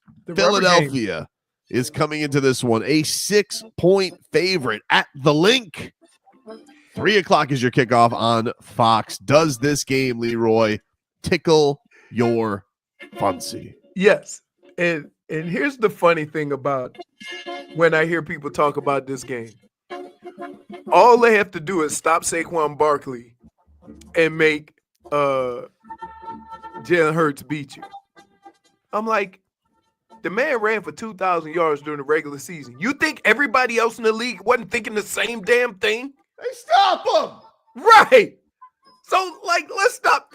And the thing with Washington is they're one of the worst at stopping the run. So, this is that time of year. Philly gonna run the ball. Philly gonna make them defend the run. And then Jalen Hurts gonna throw it over their head and everybody's gonna go, what? Yeah. That's why it's so hard to beat Philly. They're good. Philly is the better team. That being said, it's something about that damn Daniels that just, he's something special. So maybe it's one of the Joe Burrow situations when Joe Burrow beat Kansas City, right? Because nobody saw this before the playoffs started. So maybe this is the team that's going to make that run and get to the Super Bowl. Yeah, it's impossible not to be like rooting for the Commanders storyline, I feel like, on the NFC. I don't like Nick Sirianni's face. And for me, that's easy. Another coach they wanted to run out of town. Understandable, though. Like, have you seen his face? He kind of has that 22-year-old bravado in your face. Like, yo, right. bro. Right. Right. Just like, calm down, dude. Right. Just take it easy, Nick. But all that aside, they're really good. They are good. Saquon's good. Saquon's good. They got good offense and defensive lines. AJ Brown's reading a new book. And those are, by the way, those are the keys to winning any type of football game. Good offense, good defensive line. And I think the Eagles, that's how they win. Well, you got this, Nick Sirianni. Nick Sirianni was asked about Jaden Daniels and what they got to do to stop him. Here was the Eagles coach with his really punchable face. Anytime you play somebody multiple times, you're going to know things about them. But again, going back, they're going to have new wrinkles for us that we're going to have to, and like I said, we're going to have new wrinkles for them. And it'll be a game of, hey, they're doing this off of that, and we're going to have to adjust to things. So you see the things that he hurt us on last game, and you try to correct them, and I know they're doing the same. Man, more wrinkles. You know what's crazy? Is that Vic Fangio is running that defense. And that defense is really good. Yep. When Vic Fangio was running this defense, the defense was really good. Mm-hmm. While we acting like we want the coach to kick rocks. The facts of the matter are he's a good football coach and your team was good when you had him. Yeah, absolutely. And I think in today's world, we can't put that aside. Perhaps showed a. You don't have to like everybody, right? You don't have to like every coach you ever have, as long as you're better on the football field. Perhaps it's one of those things where it showed a lack of maturity from the snowman. I mean, he was really good. No, But I think if you just look at, the overall picture, the picture has to be, are we the best version of ourselves with, whatever coach or whatever player? I think the Dolphins are lucky from the standpoint that it did work out good with Anthony Weaver this year, and definitely felt more like he was in line with a Mike McDaniel. But I mean, the problem is going to be is what if he gets this head coaching job? They got to go find another defensive coordinator. That'd be 4-4 for Mike. Yep. My fancy is tickled. Leroy, let's get to the coup de grace. 6:30 on CBS. Mm-hmm. A 13-4 season for the Buffalo Bills, which included a win over the Kansas City Chiefs. The Kansas City Chiefs coming to this game 15-2, undefeated at Arrowhead. They are 1.5-point favorites. A 6:30 kick. Does the AFC Championship tickle your fancy? Absolutely. My fancy is tickled. Y'all can go ahead on and be fooled. I am not. Until I see it with my own eyes. Kansas City gonna beat the brakes off of these boys. Beat the brakes I don't know the off brakes. of them? I don't know about beating the brakes. Beat the Let me say, brakes? when I say beat the brakes off of them, I say they're gonna beat them. Oh. But they may not beat the brakes because they've been When's shootouts. the last time they beat the brakes off anybody? Right. Don't matter. They win. They win. I'm not doing it. I'm not doing it. I'm not doing it. Patrick Mahomes was asked this week if he feels that he gets a favorable rub from the referees. Here's what he had to say on that. I don't feel that way. I mean, I just try to play football at the end of the day. The referees are doing their best to call the game as fair and as proper as they possibly can. And all you can do is go out there and play the game that you love as hard as you can and live with the results. And so for me, it's to go out there, play hard, try to do whatever I can to win the football game, and then live with the results based off my effort and the way that we played the game. And so I think that's what we preach here in Kansas City. You know who says that? The guy that gets all the breaks. Right. That would so diplomatic. Wait, he said that, right? But what about the flopping he did on the sideline? Yeah, Patrick, where did you send the edible arrangements to the referee's office this week? Like, what did you get them? Did you get them cantaloupe looking like lollipops? Like, what? Please do tell. Hey, man. Yeah. Take advantage of it.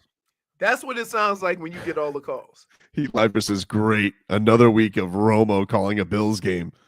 Oh my God. He loves both of these guys, but he loves Josh Allen. Oh, no. Jim. He loves himself, Patrick Mahomes. I don't know. I don't know, dude. I don't know. Every time, dude, there's no other quarterback that could do it. Well, maybe Patrick Mahomes. 13 seconds, Jim. Oh, we were there, Jim. Oh, Jim. Yeah. So yeah, he's gonna. Jim may need some toilet paper and he may need some tissues and a cigarette because it's gonna be crazy the glazing that Tony Romo is gonna do for both quarterbacks. Tony, calm down. Oh, Jim, did you see all him? of this? Cantaloupe is a bum melon. Dates out. That's what we do. Oh, Jim, did you see that? Y'all think Josh Allen beats Patrick Mahomes? We used to say that. How many times did we say that with Tom Brady and Manning? Yeah. Dude look. Here's the other thing. Regardless of what teams are playing, this would be a cool thing to witness this history. Right? I don't feel like there's anybody I can win here with. I hate the Bills. Yeah, but you've never seen a team in your lifetime or ever win 3 in a row. And I don't want to. I don't want to. What I want, here's what I want. This is what I want, okay? If I had my ways about it, I'll allow Patrick Mahomes to get to the Super Bowl, but I'd really like Jaden Daniels to kick his ass in the Super Bowl. So you think Jaden Daniels is going to beat? I didn't say I think. I mean, my prediction was Eagles Chiefs, but I really only did that because you guys all picked Lions and whatever. So I'm like, I'm not going to pick the Lions. We all picked the Lions. And then, but the one I want, I'd love the rookie quarterback to win the Super Bowl. That'd be cooler to me than the 3-peat. I The don't rookie know. the rookie getting to the Super Bowl is It is, never but been if he done. wins it, that's so Then you're much gonna- cooler than the three-peat. Tobin, no, it's not. Not It locally. is, dude. Nobody Not wants locally. these Not locally. You know what you're gonna hear? we're gonna hear it no matter what, though, Vlad. Jimmy Daniels is better than Tua. Dude, you just said about everybody. Everybody in this. I heard this about every quarterback in this entire. Jared Goff's better than Tua. Everybody's better than Tua. Tua sucks. Tua can't play. Hey, look, they didn't make the playoffs, so he can wear all the criticism that he wants to. It's still a cool story. A rookie quarterback winning the Super Bowl. That is awesome. That's all. That is by far to me the coolest story. Three-peat. Three-peat. The only person that's good for is Pat Riley. Get that Munyon. Oh, Jim, did you see that? Tony, it was just the coin toss. He called heads. Usually tails never fails, Jim. All right, that is Tickle My Fancy. We'll take a break. Yeah, what time is it? Time to talk Jimmy Butler, baby. Hey, by the way, real quick, he called. Yeah. Daniels wouldn't make history over Doug Williams as the first black rook quarterback. There's never been a rookie quarterback that went to the Super Bowl. So relax. He ain't gonna beat Doug Williams because Doug Williams wasn't a rookie. So that is not accurate. As you were. About that time to talk some Jimmy Butler, some new trade fodder that's out there. Can they actually get this thing done by the time he's supposed to return? Next.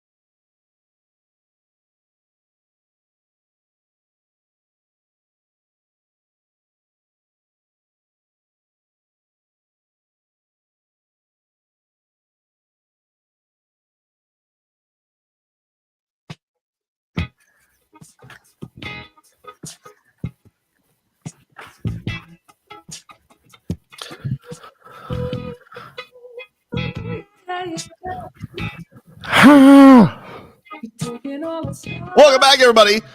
Tobin and Leroy here with you, 560 WQAM. Take you guys up until 2 here on the program. Get to a little cat talk here, brought to us by our friends over at Hollywood Kia. The big game is here. Tackle game-winning deals during the handoff drive-off event at Hollywood Kia. Get $1,000 lease bonus cash towards your new Kia. Plus, we'll double your down payment up to $3,000. Visit them online at hollywoodkia.com or call them up 832-930-6181. The Cats will be back on the ice tomorrow night. Late night with the Cats. 10 o'clock is your puck drop from the Shark Tank in San Jose. San Jose, a hotbed for Strikeforce MMA back in the day, Leroy. A lot of great fights. The Diaz brothers, Scott Coker's promotion back in the day. A lot of those fights at the Shark Tank. Damn, I lost my little plastic bag. Didn't listen to a word I said. I did. No. You didn't. You said the Shark Tank was Don't you hit me back with you just said the Shark Tank. Yeah. Anyway, they'll be back at it tomorrow. Looking to bounce back and see if they can get this to a winning road trip. The Cats lost 2-1 to the Kings in a very, very close affair. You know, very, very even game. Paul Maurice very happy with everything. He's keeping it even keel. You know, I would say like for this, they got to get this one. This is a terrible team that they're taking on. And then, we got to go to the Vegas thing is going to be a show because they always put on a show there. So the Cats got to put on a show in front of Vegas. You always got a little bad blood for a team that beat you in the Stanley Cup final. Yep. So even though you won one since, yeah, dude, you don't get over it. Be over it. I'm not over it. All I can think about is Kachuk's cracked sternum. You're not playing. I feel like Kachuk. You feel like Kachuk takes over Vegas. I feel like he's willy nilly at the blackjack table. Willy nilly. Yeah. But see Kachuk. Yeah, he's at that blackjack table, Paul. You know where he's at. Getting after it. 1 second. I need to go get my dog deterrent. Oh, dude, please do. Please do. Meanwhile, we'll get to the rest of our headlines here. As the Miami Heat, they lose yesterday to the Milwaukee Bucks. They get hammered. Whoa, man. 125-96. Got preempted. Got kicked off national television yesterday. It was so bad. Kicked off national television. Okay, hold on. Kicked off national television. The joke is funny, but I want to be right. I want facts to be explained and told. Sure. That game was going to be moved to TruTV the minute the Lakers Celtics started because they announced that the fact that the game was an hour late. It got pushed back because they couldn't get in from New Orleans. So they were going to do that regardless. They were going to move it to TruTV. No. Yeah, I'm serious. Seriously, I don't think so, dude. That's what I got because I get the I'm in that group heat chat. That they said that regardless they were moving there. Yeah, they were going to move it because they said they were going. I just because of because it was marquee. Yeah, the Lakers. You're telling me if that was a 1-point game, they would have bounced it to Impractical Jokersville. Yes. I don't believe they already announced it because of I don't like it. The game was moved an hour. Was pushed back an hour because of the whole travel situation. But the Lakers and Celtics. Remember, this is rivalry week. Mm-hmm. What's the biggest rivalry in the NBA? Lakers Celtics. There's no. So what do you think is going to take center stage and more precedence? No, I understand, but I'm telling you're telling me if that was actually a good game, you would actually bounce it off. They already announced it. Yeah, I didn't hear them announce that. When did they announce that? Hey, you want to see what my doggy deterrent is? Sure. I can't see. What do you? This is it. What is that? A Plastic bag? Plastic. He hates a plastic bag. So if I go get the plastic bag, see, he left.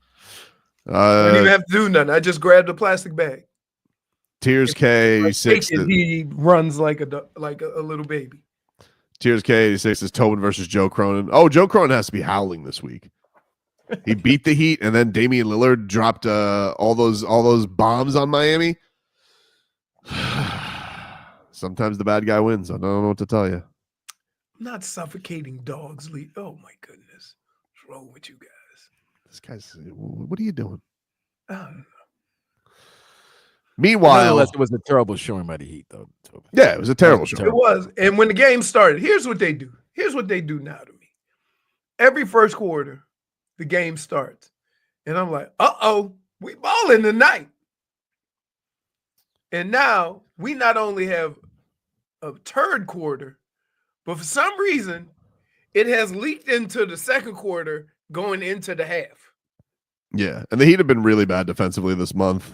I'm sure Jimmy Butler being in and out of the lineups has not done that any favors. From a connectivity standpoint, I do like the idea of Bam and Ware, and I do not want to move off of it, but I do think that's going to take some adjustment because Bam is that, back line of communication for everybody. So you wonder how that's going to take a little bit of adjusting too, of getting things going. But also, I do think from a defensive standpoint, I think when you shoot, what did they end up shooting last night from three? I mean, it was horrific. I mean, I think that Gary Trent was. Yeah. Gary Trent was incredible, but like from the Heat standpoint, I think they shot like 23% from three yesterday. It was insane. Like good looks. 23.5%, 34 of 92 yesterday from 3-point land. Sheesh.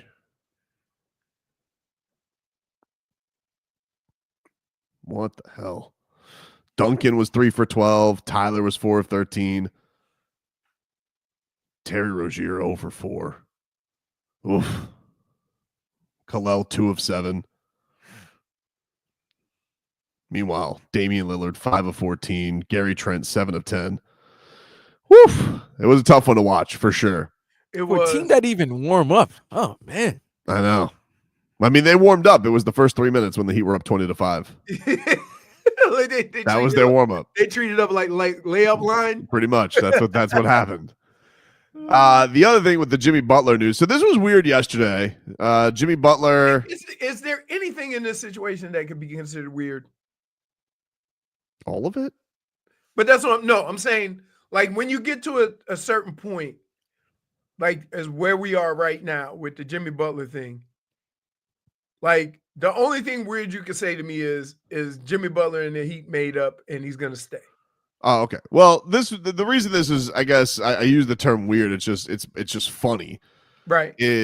So yesterday there was this just throwaway line again from Marcus Spears on ESPN NBA Today, where he says the only place Jimmy Butler doesn't want to go is Memphis. It's the only place he doesn't want to go. Why? I don't know. A spot where he would fit better than the Suns. I mean, from a basketball standpoint, seems to make the most sense. And, the way that would fit. But I think that the reason he doesn't want to go there and the reason that he wants to go to Phoenix is because Phoenix is going to pay him. And I don't think Memphis is maybe even looking at this as like a rental. Like just bring him in and hope he opts out. Like, let's see if we can bring him in for the stretch run. Right. But he said yesterday, I was told today from someone close to the situation that his wish list is just out of Miami with the exception to Memphis. He does want to finish his career wherever he goes. So my question is why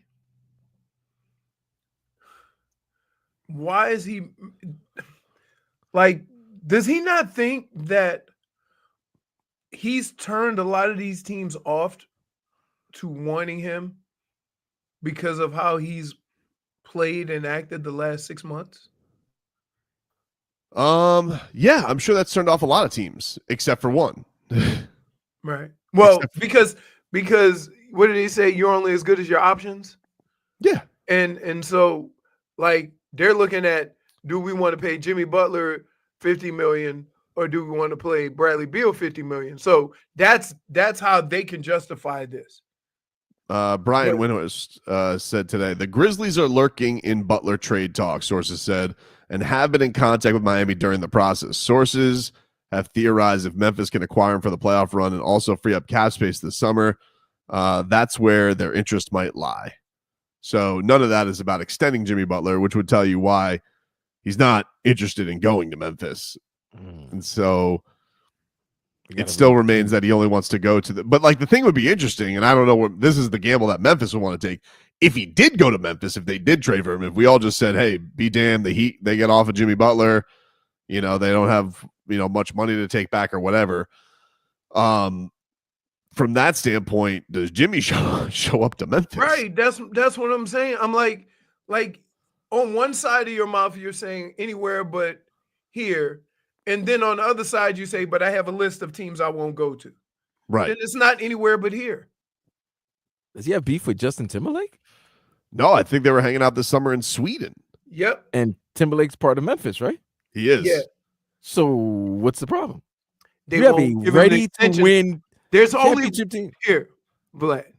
Okay. I mean, we know what the problem is, the money. But Right. you're talking And about there's money only in the one next team. 2-3 years. There's only one team that would extend him. Because they're already putting that money into Bradley Beal. Right. I don't know if you It's saw really the a no-lose inside- situation for them. Did you see Inside the NBA and how Shaq and Barkley and Kenny going at it? I did.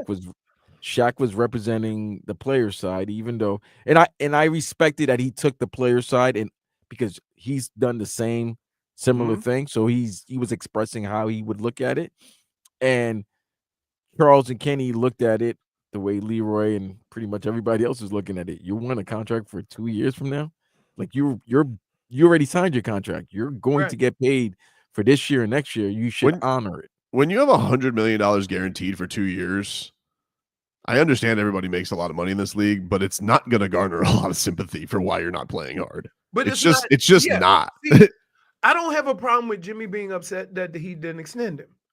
I don't have a problem with any of that, right? Get as much money as you can.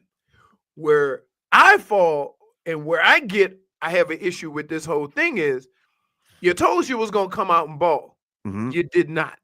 Yeah. Okay. And now you're refusing to play and earn the money they're paying you this year because they won't pay you 2 years from now. And you don't want to That risk is anything. a hard thing to swallow for me. And the other thing that's hard to swallow is like, okay, you don't want to go to the number 2-3 team in the West. Like, wouldn't everything that would shut up about anybody paying you would be on an incredible team, go on an incredible postseason run?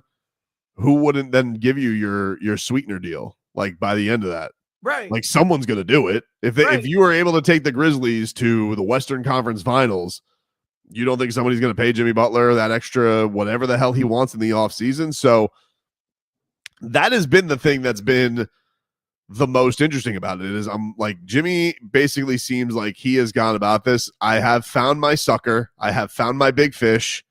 It is in Phoenix. I want to get there. That's the most important thing to me, not proving it to anybody else. I feel like I've proven all I've had to prove. I don't want to prove anything else. Now that I have a guarantee or a wink guarantee from somebody else, that's where I want to go. But if you really wanted to go prove it, you could have done it this year with Miami, like Pat Riley told you to. You didn't want to. You feel some type of way about it. Okay, fine. You won't do it with a team that's very clearly in line to contend. The other thing is he didn't do anything to help facilitate the trade he wanted. And that is by not playing, you raise more questions by other teams who may have been interested in maybe giving Jimmy that extension, which I don't think there were very many. I told you the only reason why Phoenix wants to do it because they're looking at it as, would you rather have Jimmy Butler for the $60 million or the 110, or would you rather have Bradley Beal? And they're like, we're paying it anyway. Let's get Jimmy Butler. That's it.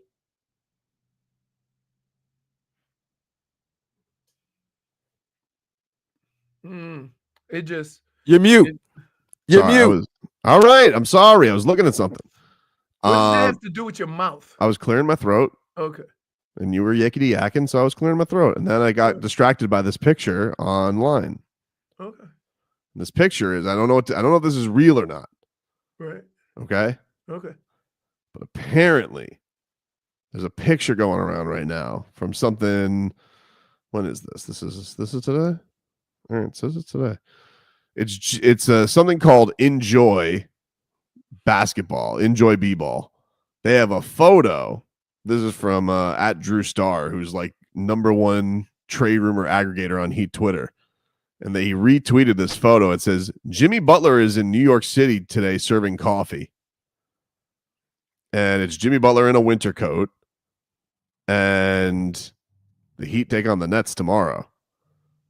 Is he going to pull a WWE and buy a ticket? See, I like that. But no. Don't say that because we all thought he was going to do that in LA. So if I he did. does that in New York, it's not, we can't say it's not out of the realm of Well, possibility. he hasn't done it yet. He hasn't pulled that card yet, though. Well, That's LA what I'm was wondering. under fire, so you might have not wanted to be That's in LA. probably- But If you're suspended, Mhm. are you allowed? I know in some sports, if you're suspended, you're not allowed in any arena. I don't know. You might be right, Leroy. I don't know. Maybe he goes Bobby Valentine mustache. And by the way, you, Bobby. And by the way, you think Jimmy Butler's following rules right now? Right. What if Jimmy Butler just drops in on the Nets broadcast? start talking to Richard Jefferson. All right, the Yes Network. I would guess Richard is not a fan of not playing for the money you're making now. Shaq was supporting Jimmy. I mean, it's hard to see. I get what Shaq is trying to do, and I kind of preface my whole argument when I have it is I'm all for a player trying to get as much money as possible, but also doing it while earning the money they're paying you now. This is not the last year of your contract, right? This year and next year, you're guaranteed $100 million. So that's your starting point. To get mad at a team because they wouldn't pay you after the contract by not playing, it just doesn't feel right. You know what I mean? Like it's not like football. Football, you don't have these guaranteed contracts. No.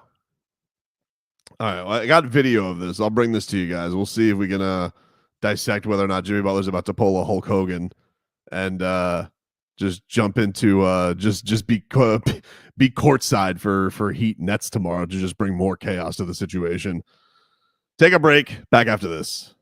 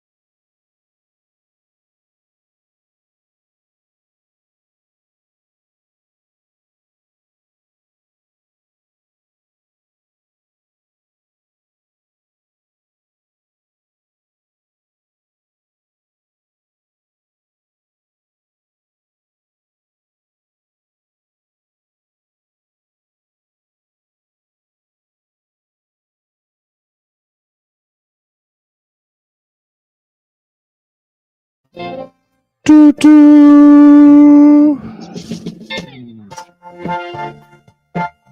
right, welcome back. Tobin and Leroy here with you on a Friday. All right, so doing some boots on the gram, Leroy. All right. It does appear Jimmy Butler is in New York. It does appear that he is in New York doing something with his coffee. You know, he's he might be opening stores there. Maybe he's opening up a new branch, a new location. Man, that is a lot of coffee he's sucking down. Hey, yo. I'm just saying he is. Dude's gonna be revved up like Conor McGregor on that yayo. It's a lot of espresso, dude. He's apparently taste testing Big Face Coffee in New York this morning. Of course, the Miami Heat play the Brooklyn Nets tomorrow night. All right, you know, he could raise up those those prices there in New York. You know, people spend some good money for that. People spend more money. I feel more than the design district, eh? I don't know. What do you make of it, Leroy? You think he's going to pull a WWE tomorrow? I don't know if he can. What do you mean he can? He could buy a ticket. I don't. If you're suspended, I don't know if you can go to the arena. Suspended to what? I don't know. Again, I don't know. The rules are different in different sports. You think they have like a bolo there? They're like, hey, do not let this man in the arena? No, I'm just saying, if you are suspended from your team, you can't then show up in the stadium. Maybe Kaseya Center he can't show up to, but he can show up to the place.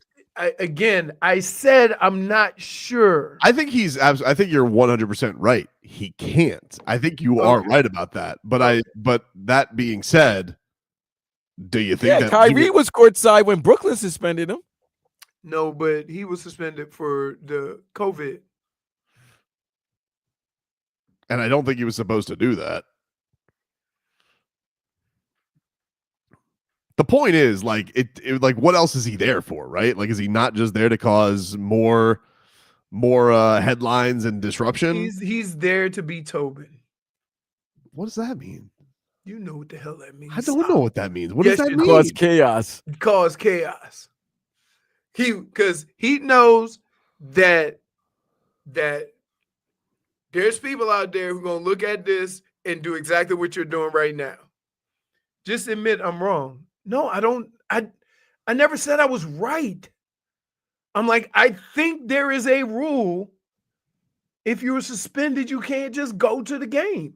I don't think you're wrong on that. I definitely don't think as far as like a team is concerned, you're not supposed to be there. I'm just wondering, like, if whoever, like, if his agent buys a ticket, can he not just go into the game? I don't like, is some usher going to stop him and be like, sorry, sir? Like, does, you know, I don't know. But the whole point of this exercise, right, is somebody going to put Jimmy on Instagram and then they going to go get him. Or here's why it won't happen. Because what then if the Heat can then suspend him again? They could, I'm sure. Right. Because it'd be like, I don't understand why you throwing away all this money. I don't either. I don't like that was one of Barkley's points yesterday. He goes, I don't care who you are. $3 million is $3 million. You're just throwing that away. Even if you don't see it for a year. Who cares? You know, like who wants to live in that world where you're just getting paycheck after paycheck getting taken away? But he does seem like, you know, at the point of, I don't know, the damage is done for him, I guess. I don't know. Valid point, Dave South. Jimmy don't want to be with the Heat when he's actually playing. Why would he then go somewhere else and be with the Heat? I don't know. But why would you go to New York, like, on your suspension? Why not? Go see Tibbs at the Garden. That's funny, right? Are they there? Just cause drama. What? The Knicks are at the Garden tonight. All right. And you know. So you think he just shows up? He just shows up courtside to another NBA game, but not a game that he's associated with? why you can go to other NBA games. I guess the only games you're not able to do is the games that you're. Yeah, I would imagine he I just don't even know. I don't even team. know what the rule is. I don't think you're wrong on the rule. I think that you're not. I don't think you're supposed to be wrong on the there. rule too. I think the Kyrie situation was just different, but I think if you are suspended by a team, you are not allowed to be on the premise Of their activity or in any NBA activities? of their activities. You can go to any other NBA game, but I don't think you're allowed to go. I don't think you're allowed to go to any game. Well, that listen, don't sound right.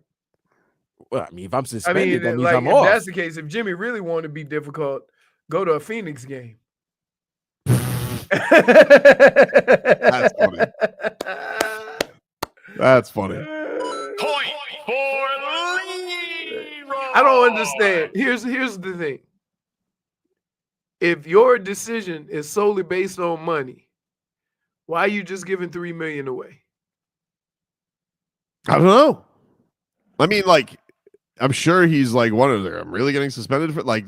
I think that's probably going to be his thing. It's like, you're really suspending me for something you let me do my entire career with you guys. They're like, yup. Like What if they gave him a warning beforehand? They might have. Or maybe they didn't. Like, they're just like, yeah, we're not bending the rules for you anymore. Sorry, suspended.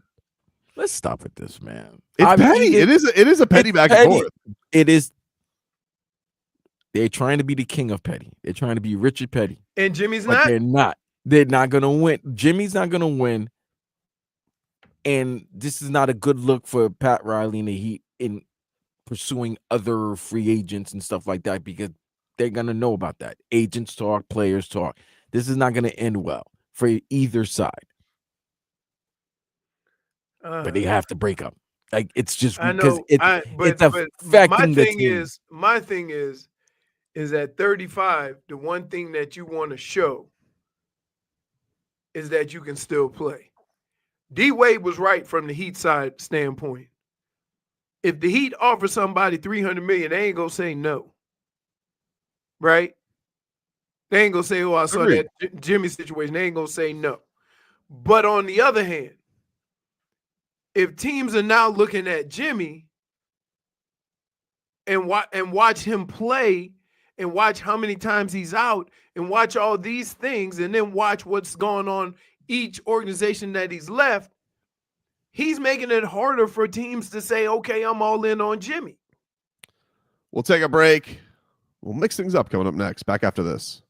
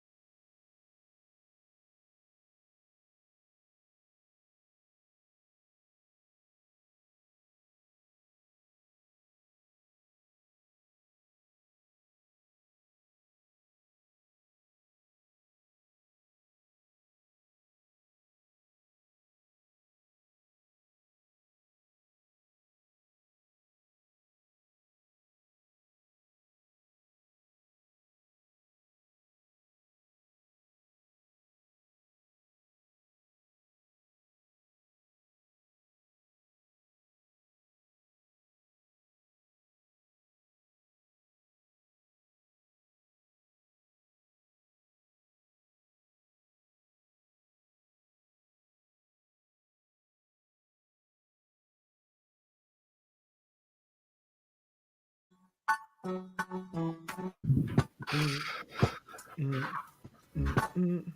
right, welcome back, everybody. It is Tobin and Leroy here with you on 560 WQAM. Oh, hello, Jennifer. Hello, guys. How you doing? How was your basketball escapade yesterday? Did you guys win? Yeah, how was that? We won. The whole thing? The whole thing. Wow. Are you serious? I'm very positive. Marcos is going to be Very furious. serious. So basically what you're telling me is wow, the ringer really worked, huh? The what? the ringer. You know what we said. I don't know what you're talking about. Mm-hmm. Oh, he must have been unbelievable. He must have been. What'd you guys get? You guys got Power 96 power forward? We had a very interesting team for sure. I'm not gonna What did you guys hire Glenn Rice? Like, I don't understand. How did the lava go from the bums of the league to the #1 champion? We didn't hire Glenn Rice, but Glenn Rice was there. It's twofold. One, all those other teams that came Weren't there. Semi-pro guys weren't there. Yeah, they were And not there. Thank God. Yeah, clearly. I heard But I somebody, will say there was a lot of people there that they looked intimidating for sure. somebody's husband in the sales department was a hooper. Yeah, clearly. You know what? 'Cause I know the team that we had last year. That person was going easy on everyone, so he played fair. Let me ask you this. So we had a great NIL ringer, and the ringers from last time were gone. Mm-hmm. Yeah. There you see. That's it. We played the game. How about that? We played the game this time. And actually, since last year we were the first ones to play. This year we were the third ones to play, and we made it all the way to the end. And there was a girl there that played like Caitlin Clark. That's what we called her. Oh, Yes. very impressive. All right, let's get to the mixed bag. Vlad, can we get Sean McVay, Rams coach? His season came to an end last week and says that he wants some clarity on what Matthew Stafford's future plans are sooner rather than later. Here was Sean McVay.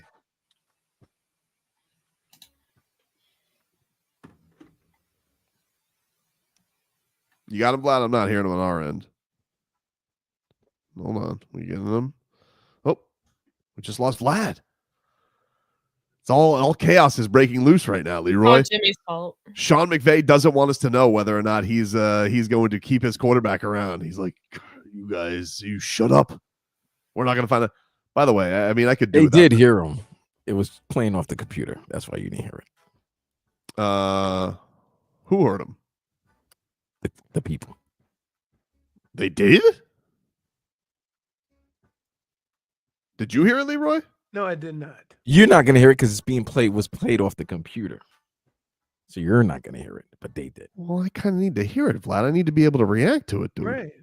Well, give me a second here. Okay. I had to wait for it to export, I thought that you did. My bad, dude. I thought when you gave me the cool, I thought that meant that the clip. Well, yeah, I thought you were gonna go maybe the other people, like the other cuts that you said. Okay, like AJ Brown. I'll go AJ Brown. I had those two transferred, but you went. My Sean bad. McVay. I will go AJ Brown. We'll go. We'll give us a little NFC Championship preview. AJ Brown, reader of books on the sideline, says he doesn't care about his numbers.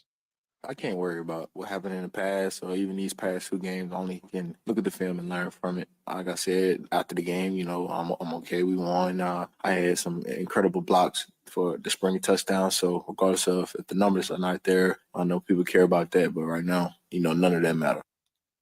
You believe him, Leroy?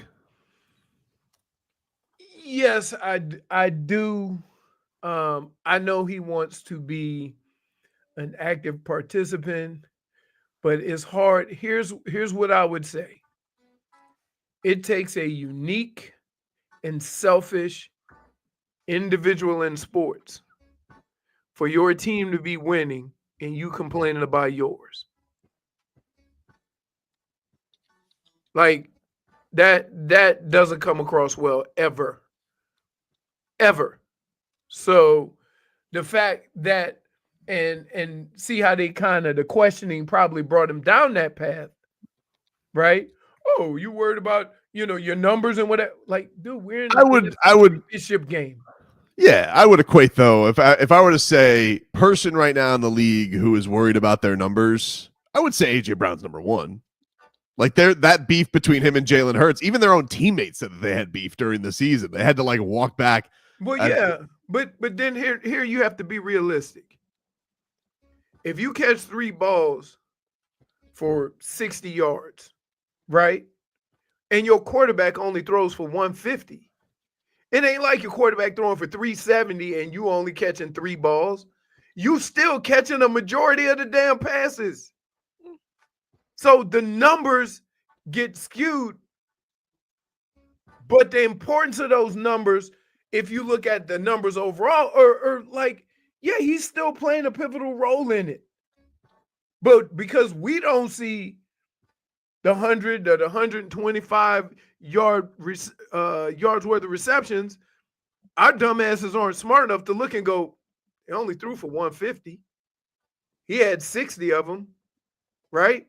Yeah. So that and I lived through this with Andre Rison, right? Andre Rison came from Atlanta, where he was catching 100 balls a year. He came to Cleveland, he had like 65, 70 catches. But that's like 100 catches. Because that was the system. Right. But people kept questioning him to the point where he was getting irritated. And I think it's unfortunate that as a whole, we can't look at it and put it in its proper context. We got draft season hitting us. Senior Bowl is next week. Why are you doing that, dude? Don't dismiss the Senior Bowl. Great. You're so mature. Thank you. I really appreciate it. Let me ask you a question. What? The people in the Senior Bowl are the people trying to either get drafted or move up a little bit, right? Yep. But the people that are already rated high don't do that stuff. Not typically, but I believe Justin Herbert did the Senior Bowl one year. He got drafted pretty high. So it's not like it's never important. Mm-hmm. I think a lot of guys, they want to get like a firsthand look before you get to the NFL draft. You know, you get time, especially with a certain team. So I do think it's looked upon as a pretty beneficial thing. I was reading today in the Palm Beach Post, Joe Shad was writing about Mason Taylor, Jason Taylor's son, who's going to be there, LSU tight end. He's a senior already? Yikes. Mel Kiper's third-rated tight end. I know. Well, time flies, dude. Mel Kiper rates him as the third tight end. I think we know who's the first-rated tight end. The kid from Penn State? Oh, look, dude. I'll find out. I was just looking to see where he was. How about Arroyo? I don't know. You're doing a hockey thing right now, dude. I did not have you playing me to ask all of the rankings of tight ends. I had the third tight end, and you came at me, and you're like, who's the 7th tight end? No, He's asking you questions like it's hockey questions right now. You brought it up. I have it. You want it?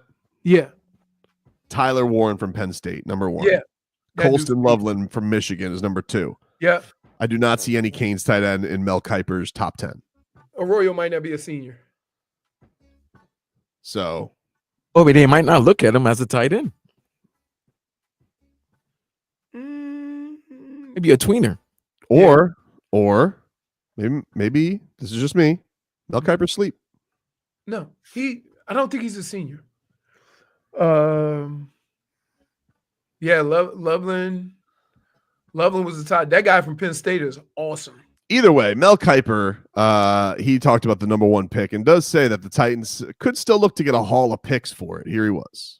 Based on what I've read and heard, and Adam Schefter came on with us yesterday and was echoing the same sentiments. They want picks. And I've always been an advocate. I've said, hey, move down. I tried to learn when I was young from the great ones, and then Bill Walsh convinced me all along, and Jimmy Johnson. You got to get as many picks as you can. These great teams were built through the 3rd through 7th round, basically, and so they need to make moves if they can. But the problem is, who's going to give up a lot to go up and get a quarterback who's not the elite guy? I mean, yeah, like they're everybody's saying, like, does anybody want to bite on these 2 QBs? Feels impossible. Like, no one's going to take these 2 though. Like, they are talented. Maybe they're not looked upon as. But do you think that we're going to be in a situation where somebody lets them slide all the way down? I'll tell you, like, If we're going to do a situation at 13, Leroy, what do we do? What if there's a giant slide? You think no. I think having two quarterbacks is great if that's what you want to do. Mm-hmm. But if you have the same offensive line, it don't matter. What if but if he gets to sit? It doesn't matter. But It doesn't matter if you don't have an offensive line. Get your offensive line, defensive line fixed, and then let's go. All right. Here was Sean McVay. I know we're all waiting to hear what his future was and what his thoughts are on Matthew Stafford. Here's what he had to say on his old-ass quarterback.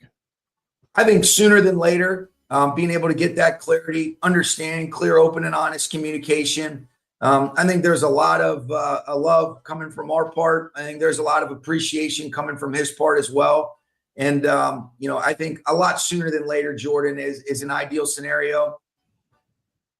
All right. Better figure it out, Matthew. He said a whole bunch of nothing. He's saying that old man better hurry up. I ain't waiting. Well, according to how it just works, you have until the draft. Oh, what about Aaron Rodgers? What about Aaron Rodgers going to McVay? I could see that working. Yeah. Hmm. Very similar quarterbacks. Could see that working. We'll see. Someone's gonna take him. I'm telling you, dude. Yeah. Someone's gonna take it. Take it. Listen, people take a chance on the old sometimes. I wish it's Stefanski. Oh, dude, I'm dying for it to be the Browns. I'm dying for it to be the Browns. That would be amazing. No. You can't just say nope like that. That you can't will that unless you're gonna put in a word with who the hell's the owner over there? Is it not Sean? It's Dorsey? What the fuck? What is The Haslams. Haslams. There it is. Haslam. Ah, man. Anyway, that is the mixed bag. We'll take a break. Back after this.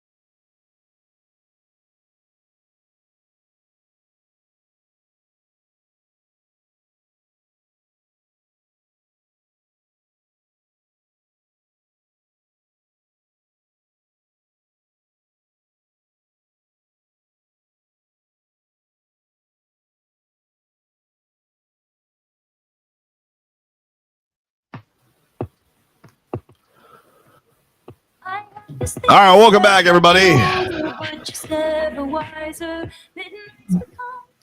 Tobin and Leroy here with you, 560 WQAM. Take you guys up until 2 here on the program.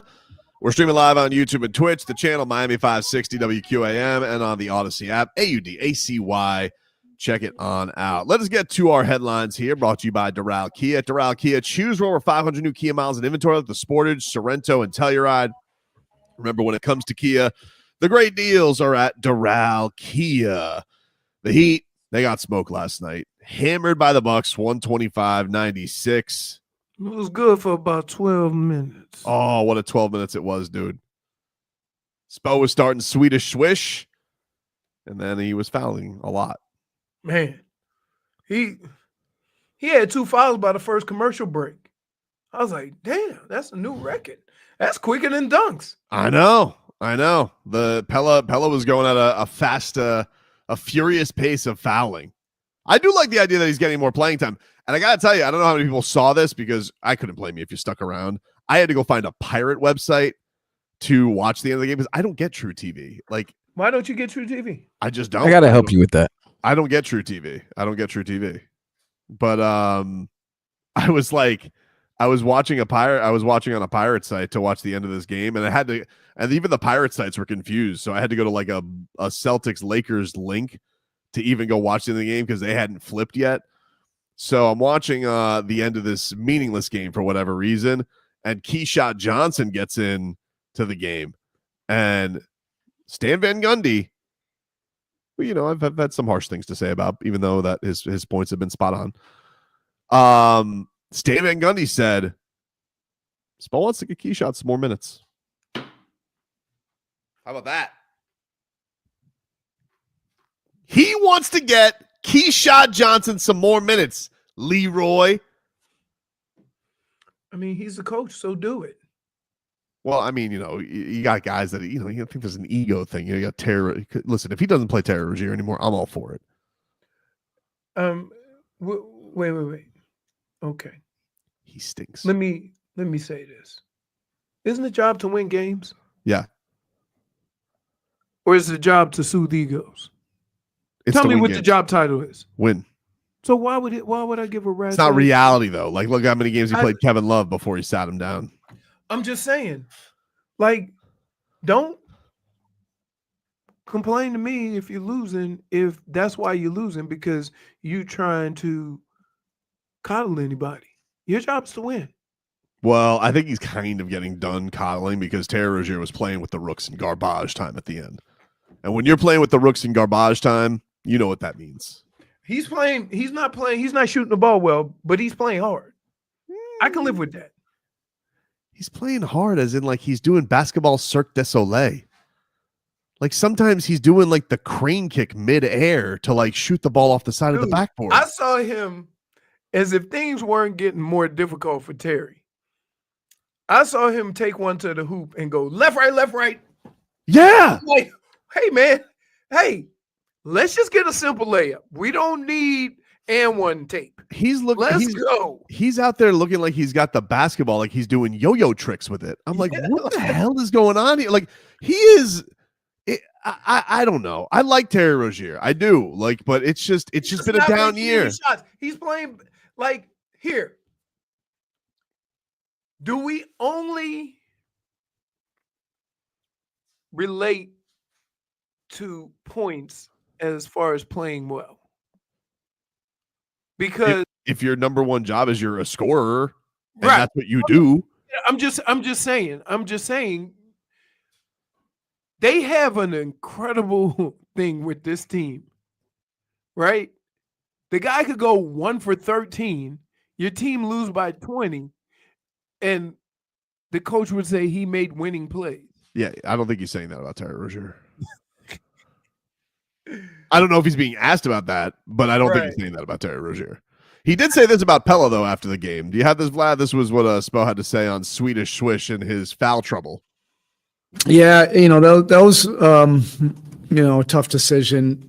He had some tough calls. You know, that's the thing that, I roll my eyes at in this league. You know, the veteran can just draw 3 quick fouls like that. if Pella tried to do the same thing going the other way, there'd be zero chance those would be 3 fouls if he tried that offensively. That's just the way it is. Young guys have to learn that. I was looking for some defensive pressure on Lillard just to start the game and then work into the rotation. But we'll reevaluate. I like what Pella's been doing behind the scenes, and I'll just figure out where we can plug him in. I love it. So There we go. Stuff. That phrase right there. That phrase right there. Behind the scenes, or just look, Spoke, love you, buddy. Okay, but behind the scenes don't get wins. we need a director's cut of this Heat season because it sounds like it's more interesting than what's going on in the court. If we just knew what was going on behind the scenes with the Miami Heat, Right? He's putting in the work. He's putting in the work. I say, I need those ballers. In a gym all alone, Pella Larson hits 100 threes in a row.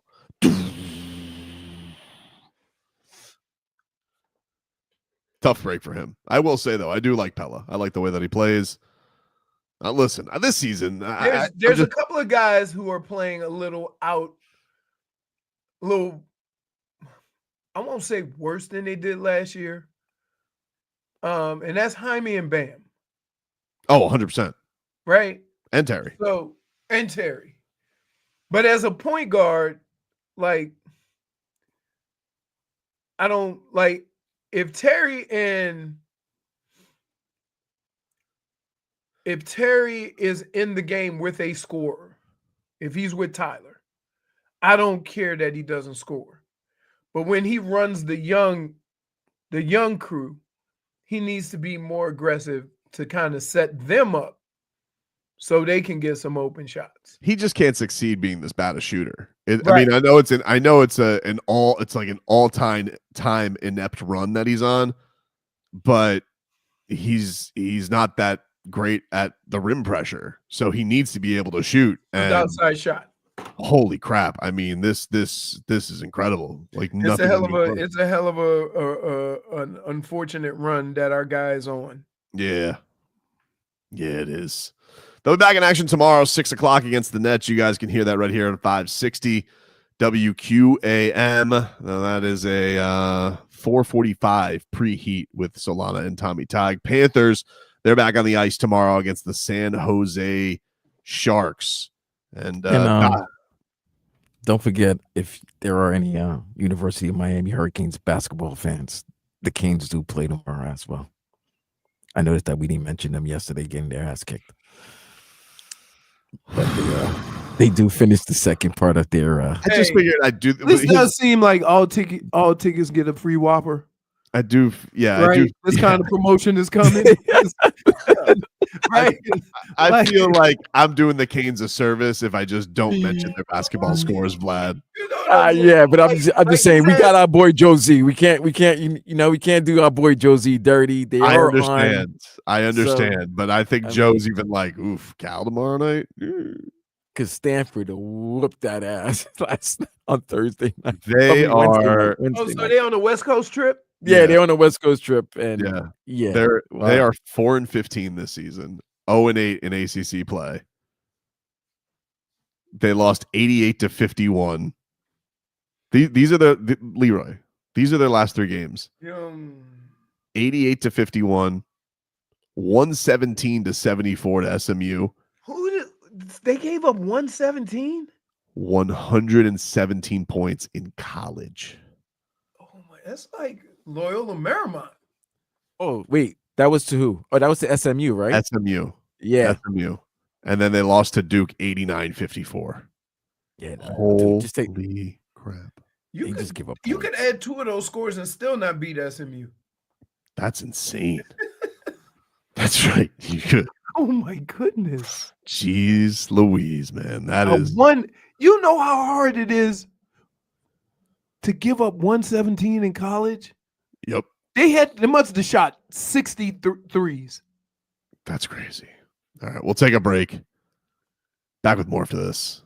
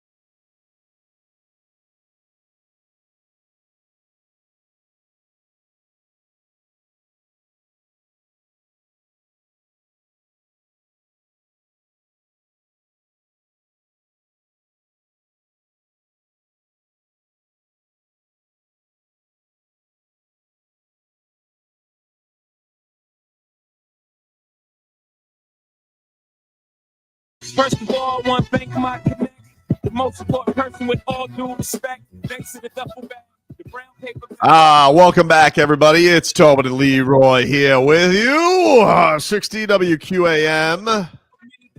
Play a little "You Dead to Me" to close things out in the final segment of the show. First, another round. Hey, barkeep, another round of 15 minutes of heat here.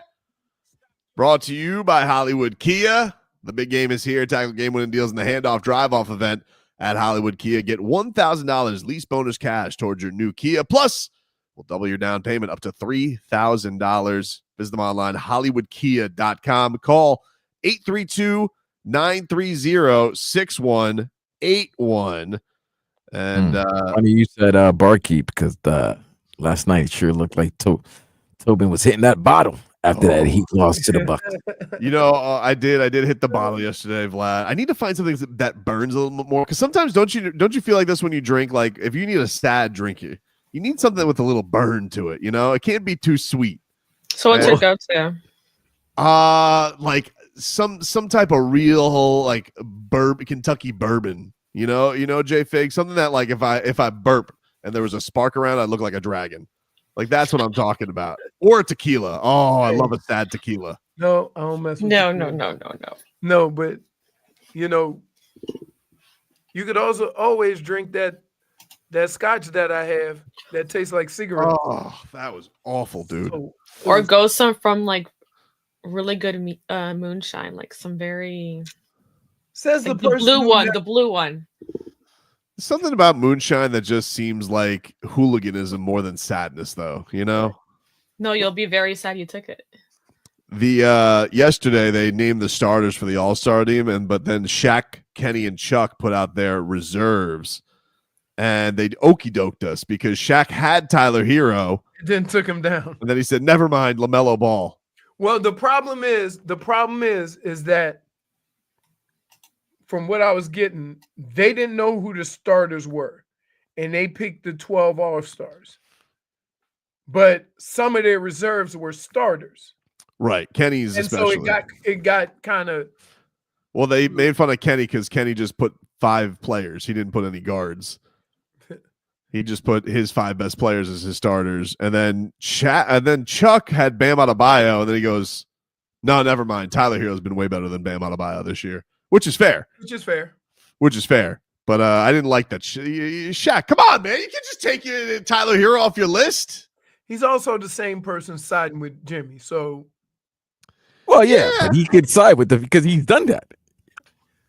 He knows how that feels. Yeah, but the problem is that here's the thing, and I forgot who put it on the chat, watching the Twitch, and. Yeah. You say you looking at it from a human level with Mark Andrews, right? Mm-hmm. Shaq was looking at a human level as a player, like, "Oh, you don't want me anymore? Well, I don't want you." No, but here's where that doesn't hold water. We're paying you for the next 2 years. So you want me to? So I'm supposed to say you don't want me 2 years from now? I'm not gonna play now. Okay, then give the money back. Give the money back then. Oh, they're trying to get it back. Well, they're trying to get it back. Do you understand, Vlad? I get it. Look, I'm not co-signing them. We're not talking about now. We're not talking about like his contract is getting ready to expire and they haven't extended him. We are talking about the year 2027 that, y'all don't want me. Y'all don't want a 37-year-old me. Well, I don't want you now. I genuinely don't even think Jimmy Butler wanted to play until he was 37. I just think the money's gotten too crazy in the NBA. Everybody's like, "Oh man, I gotta get." Like, how could you turn down $60 million guaranteed? If they're gonna give it to you, right? But I'm saying, like, when Jimmy first signed with the Heat when he was 29, like he said, like, I don't plan to play until I'm 37. They're giving us how much now? At 37, look how much LeBron is getting at 40. And I know. I get that, but I don't understand why you think this is the best way to go about it. I don't understand that. I just can't. I get it in football that if your contract is up and you want to make a stink, there's reasons why you have to make a stink because football contracts are not guaranteed, right? And so that new contract will set you up. I get all that. That's not the case in basketball. Jimmy is not on the last year of his deal. Jimmy can get paid $100 million in the next 2 years. Okay? What he has a big problem with, which we didn't know this when the season started because he said he was going to hoop. So let's start there too. He didn't make a stink the whole time. This is just a recent thing. Far as we knew, far as what Jimmy told us, he was coming out to ball. That's his words. This is 6-man stink. Came off the bench. Right. But to have to say, I'm not gonna work for the money that you're paying me now because you refuse to pay me 2 years from now, that's where Chuck doesn't relate. Right? Yeah, or D Wade. And D Wade's been through it too with Pat, obviously. But D Wade, his contract was up. Yeah. It wasn't a situation like Jimmy. No, but I think that when you say, yeah, I think that's why he doesn't have many basketball players on his side from the money perspective. Some people have said, oh, like we've heard what D Wade shot down with the Paul Pierce of like, oh, just, people aren't going to like Pat Riley ruling with an iron fist. And I think the thing that's crazy about this, that's missed with all those arguments, is they haven't ruled Jimmy with an iron fist. Right. They've let him do whatever he wants the entire time. There has been no iron fist. Right. I know, Schmeathan. What do you want me to do, dude? I'm sorry. But then if I don't talk about it, you'll be like, I can't believe they're talking about Kane's women's hoops. Can't win with Schmeathan. Can't win with him. Well, what does he want us to talk about? Then He doesn't. What do He you want just to talk wants about? chaos. He's an agent of chaos. No, but then what? Yeah, exactly. So then, what do you want to talk about? We There's hit the chaos football. right now. We hit the football. He doesn't want to. He just wants us to. This is exactly what he wants. He wants us to pit us against each other so he can tell us all to go to hell. And he's cackling in his room right now. But because you go for agreeing, that's why he's upset. Then I don't know. Well, yeah. Tobin compared to Tobin us, has kind of gotten tired of Jimmy in the recent few days. I've always been pretty much in the same spot, right? Like you signed a contract 3 years ago that's supposed to last until 2026. And you're going to stop playing for that contract because they won't pay you in 2027. Yeah. That's a hard. That's 100%. 100%. Right. It's not a great look. But the thing that like has always been is like I just don't understand how you could tank out on your teammates, especially teammates that you've been teammates with that long. Well, that goes to show you that, like, yeah, as long as it's about me, it's about we. There's people like that. Because people are As like, long as I'm going good, right, then we good. Because people be But like, if oh, you going good and I'm not going good, then we ain't good. like people are like, oh, they're paying him like a third option. I'm like, he makes $15 million more than anybody this year or next year. No, he's Right. not. Like, no, he's the not. team is young right now. If you really think about it, like Right. from the inception, the team from when he got here, the only people that's there is Bam and Tyler Right. Duncan and Duncan. play with And Hayward they for a might long be time. done, and they might be donezo with his antics. At least it looks like him and 13 don't get along anymore. Can I just say this? We are all also not looking at the realization that the biggest issue that Pat had with Jimmy was the amount of games he was playing, right? And so Jimmy's basically saying to Pat, I'm going to play 60 games. You either like it or don't like it, and I'm going to make a stink if you don't pay me for 2027. Fake John Crowley says time to send him to the Wizards. No, but I am curious. Now I am intrigued if the Heat don't do the Suns thing and they do just send him to the Grizzlies. I am curious to see what then what. Be like, it's not our headache. Yeah. But we're making here's the assumption that everybody's making that I'm not going to make. Mm-hmm. we're assuming that once Jimmy goes somewhere else, he's gonna start balling. Oh yeah, 100%. Right? I'm not ready to because I was on if it were Phoenix. that easy, if it were that easy, he would have been doing it. I was on sports radio today in Phoenix, and they're like, do you think he would work here? I'm like, guys, I'm never gonna doubt Jimmy Butler, but I haven't seen him play basketball for realsies in a month. So I don't know. I don't know what he's gonna be like. Right. But if we're going by his track record, because we all know that his track record when he's not getting a contract or when he wants money and he's not getting it from the team that he's playing for, is that he causes stink. And yeah, but he's never done it. He gets traded, but it's never gone. He does get traded. He starts playing well again. Yeah, but he's never gone this long. Vlad, he's 35 though. Vlad, it's only gone bad. It's only gone bad on playing here. Like in the Minnesota thing, what did it last? A game? You know, like he had everybody even knows the infamous practice. Nobody talks about him. No, but I'm just saying before that. What I was saying was he was causing a stink in Chicago. Went to Minnesota.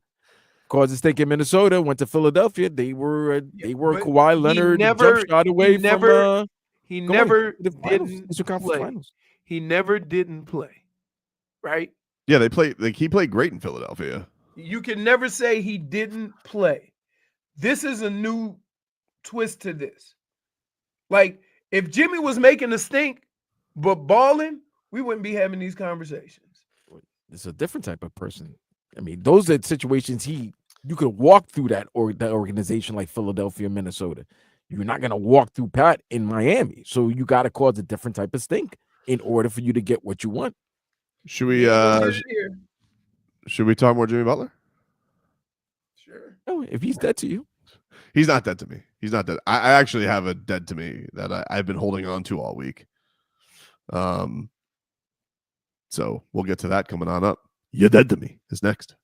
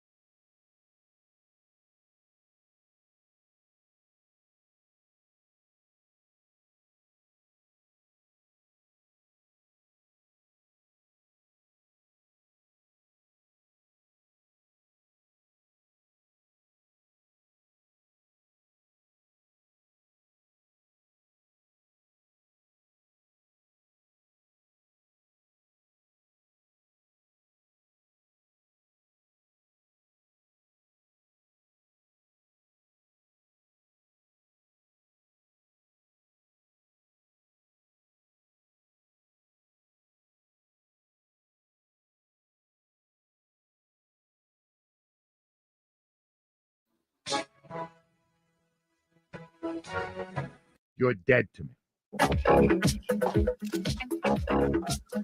All right. Let's bury some people. You're dead to me. But first, Leroy, can we get a weather update from the DeBesman and Dover Law Firm? YourAccidentAttorneys.com. Free consultation 24/7. Call them at 866-954-MORE. Oh, it does seem like the sun is trying to poke through a little bit, but not much. It's still mostly cloudy. Winds coming out of the north, northwest, or northeast. I see a plane coming in from left to right. Coming in at about 5 to 10 miles an hour, not very strong. Raining cats and dogs over there. And I would have to say it's about, is it 60, 65 degrees, if that? Yeah, that sounds about right. My boy Tim on Instagram just sent me a photo of a frozen iguana. He's taking a tree nap. Iguana sickle. Yep. You know what Popsicle makes in me the uncomfortable? The gators that are frozen underneath the water. I know. It's crazy. It's crazy to see what's That going scares on me. all over the state. Wild. All right. So let me take you back to last weekend for my dead to me. So I had a lovely birthday weekend for my son. My son turned 9 years old. Happy birthday, Tommy. Blood brother. And Hey, Tommy. he went to Birthday brothers. Birthday Brothers with Vlad and Tyler And Hero. Goldie. And Goldie. And Tyler Hero. Jeez. I'm the tangible in all this intangible birthdays. And I can So we go to Legoland. We stayed at the Pirate Ship Hotel. He was excited. He loves Legos. I do have to build that Lego though. That's a project I'll undertake this week. My son, in the midst of this, as sometimes 9-year-olds are to do, lost something. And what he lost was his Nintendo Switch, which is by far his favorite toy. I still remember when I bought it for him at Christmas, even though it came from Santa. He was beside himself. He loves that Nintendo Switch. And somewhere in the hotel, he lost it. Now, it wasn't in the room because I strip searched that place like there was a murder there, like FBI investigation. Could not find it. We put in a lost item ticket at Legoland with our Lego wizard. But basically, Leroy, I left Winter Haven thinking it's done so. Never seeing that Nintendo Switch again, right? Mm-hmm. He's crying. The entire weekend was great. Then it was ruined because he's crying. He's crying his eyes out. He lost his favorite toy.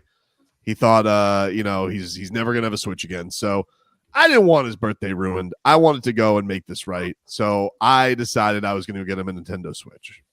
Mm-hmm. So I went to GameStop instead of going and buying it at Target or buying it online at Amazon. I'd just be like, you know what? I'll just walk in, buy it, boom, problem solved. I saw which places had one in stock. Cool.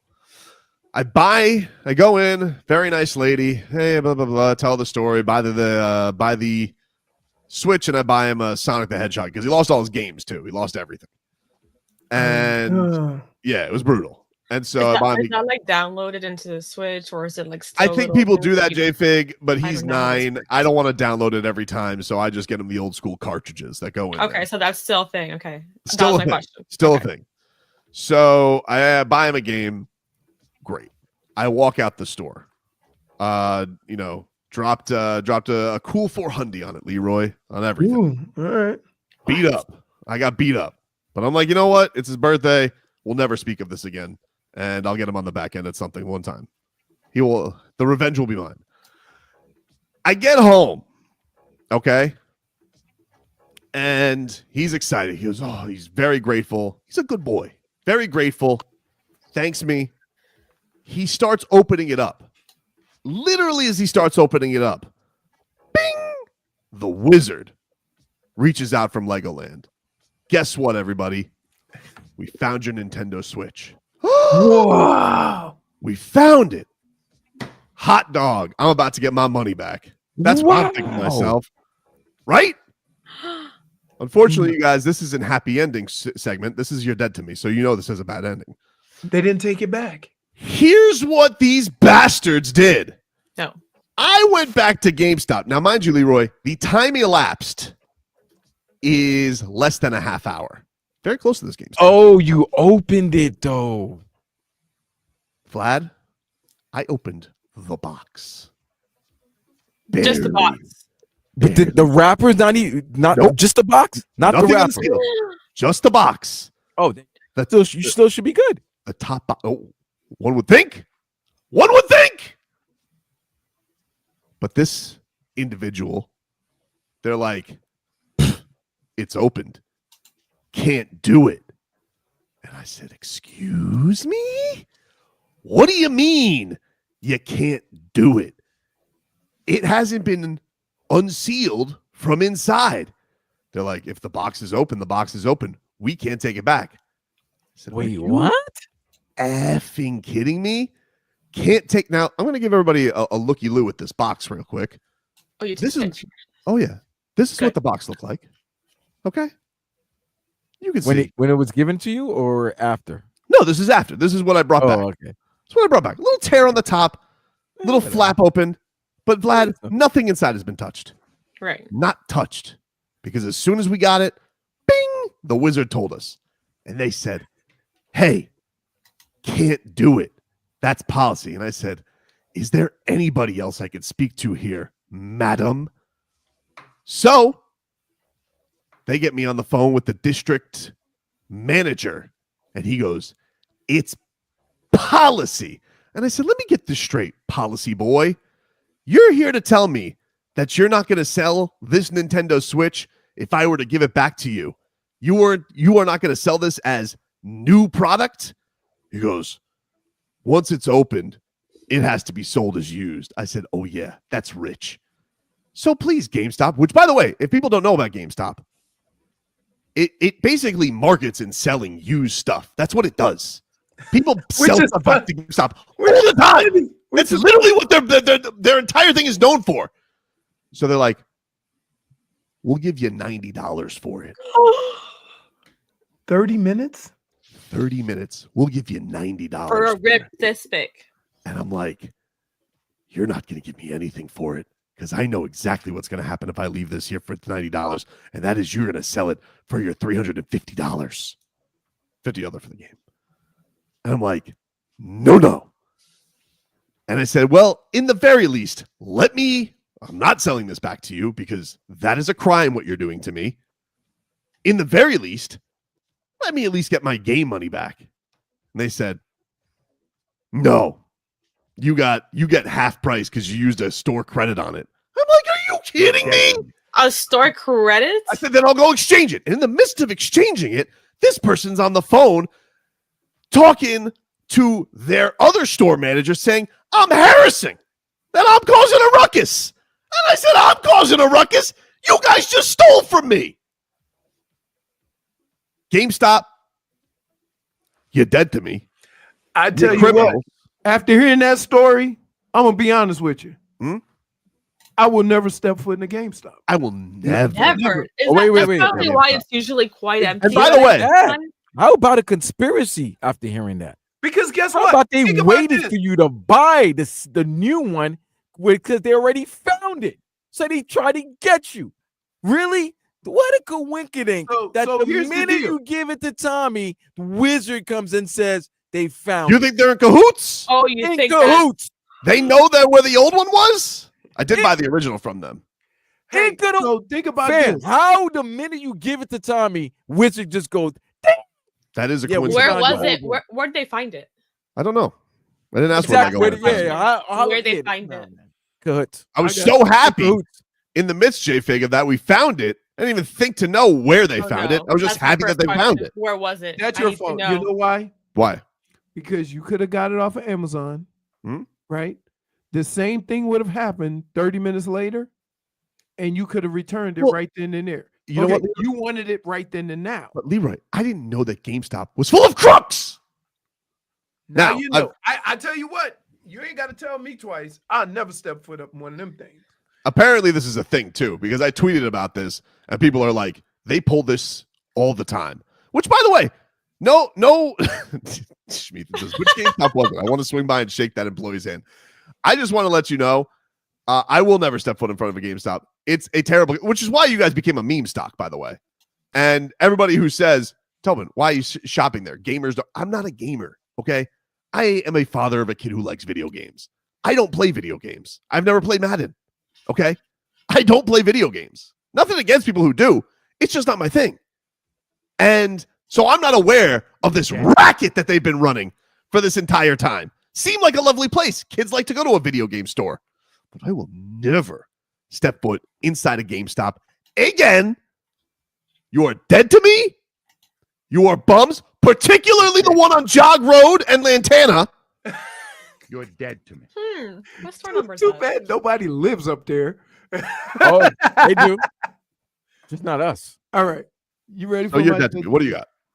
So I'm so sorry, Tobin. in the last 2 or 3 days, I've gotten several pictures of my people and how they handled the elements The snow. to which they have People don't not know how to act grown with the snow, by accustomed the way. to. And I'm gonna tell you like this: as much as I love the people from my hometown, you guys are embarrassing me. I got a video of somebody dumping Tony Satchery on the snow. I got people that's trying to sweep the snow out of the way off the pavement. They got cops driving like they don't understand the road is slick. And just the overall embarrassment of how my city has dealt with this adversity. Y'all dead to me. Y'all got to be better. It's hilarious. Let me say, it's hilarious. But come on, y'all folded under pressure. A little bit of snow and everybody hype. Oh, we ain't been to work in 4 days. It's snow on the ground. I saw someone trying to vacuum snow. Yes. That's great. I don't know where that was, but I'm pretty sure that very expensive vacuum is going to break. I don't know how to handle snow that in New stuff. Orleans. Dude, I haven't dealt with snow in so long. Like when I went to, we were driving up to Georgia or to Gatlinburg, and we stopped in Macon, Georgia one night because we just to do a sleepy poos because we were driving late. I woke up with frost on my car. I'm like, what the hell is this? How does one deal with this? We're not prepared for these conditions. Oh, it's so like people keep sending me pictures of any advice. I'm like, just stay your ass inside. You're embarrassing yourself. Stop. Jennifer, who's dead to you? Well, You're dead to me. anyone who doubted Team Lava 2.0. Any haters out there that love talking trash and wished us the worst. Oh, I'm hating. Goes to show how karma works for you. Okay. Yeah. Was Gabby on the team? Another Gabby. Gabby O'Connor was on the team. Oh, okay. Which Gabby? Our Gabby? She has, Yeah. Oh, Gabby. Our Gabby can play. Cyclist. Yeah. Yeah, she can play. She got She's an endurance. athlete. Right. She got endurance. The other And- Gabby didn't even know how to play that time. She just learned how to play the game that day. Yeah. We had a lot of coaching also this year, so we were champions. And How many teams were there this time? 2? what do you mean teams? Well, how many other? Like How many did you a bunch beat? of people? Yeah, No, how many teams Oh, did you man. involve? I don't know. I didn't keep You're fu- count. There's a wasn't lot. that many. I mean, what Was was it? the NCAA tournament? How many teams did you beat? One, Nah, there two, wasn't three? that many teams. There wasn't that many. There was a lot of. I don't know. But this is a picture of us All with right. our little trophies. Look. Holy at him. cow! Who In is the that back. guy in the back? That's Don't worry about the guy in the Leroy. back. Hey, that's the ringer. His wife works in sales. That's the ringer. You guys basically got Power 96 Udonis Haslam. Yeah, Oh my pretty much. dude, that is unfair. Like me and Marcos last year, we actually we Look, we put the- scored more than Marcos's 2 points. Yeah, That's but what Marcos, matters. that's because Marcos is an actual employee of the station. Does this These mean are Marcos? employees. These are employees. Not married to an Come employee on. of the station. Look at of the course, girls. of course, the girls that just want to Evie, slay. we Look had at an them. advantage with Evie Okay, here, but- okay? So you're telling me Marcos is off the team now for good? Like you're never. Marcos is off the team. How is the guy that created Until the he team off the team? apologizes. How is the guy that created the team off the team? Did he actually create it? Huh? Did he created a actually team? create it? He created Did a name. Team Who name. created the name? Just the name. You might Did have you guys to go pay by him the a licensing agreement. Did you guys No, go we by the did not. lava again? No one mentioned lava. No. Wow. All right. He's dead. Man, Marcos. Sounds like you're dead to her. Wow, that's messed up. Vlad, It ain't who's dead to Marcos. you? It ain't Marcos. You're dead to me. Nobody. I had a great week. It was my birthday. Oh, all right. Hey, listen, that's Nobody's we'll dead take to that. He We'll thought take about that. it. He chewed on it for a minute. You ain't got to be mad at. Hey, you ain't got to be mad at somebody every day. Not every day. Not every day. All right, Enough everybody. for me. That's our show for the week. We'll talk to you rascals on Monday.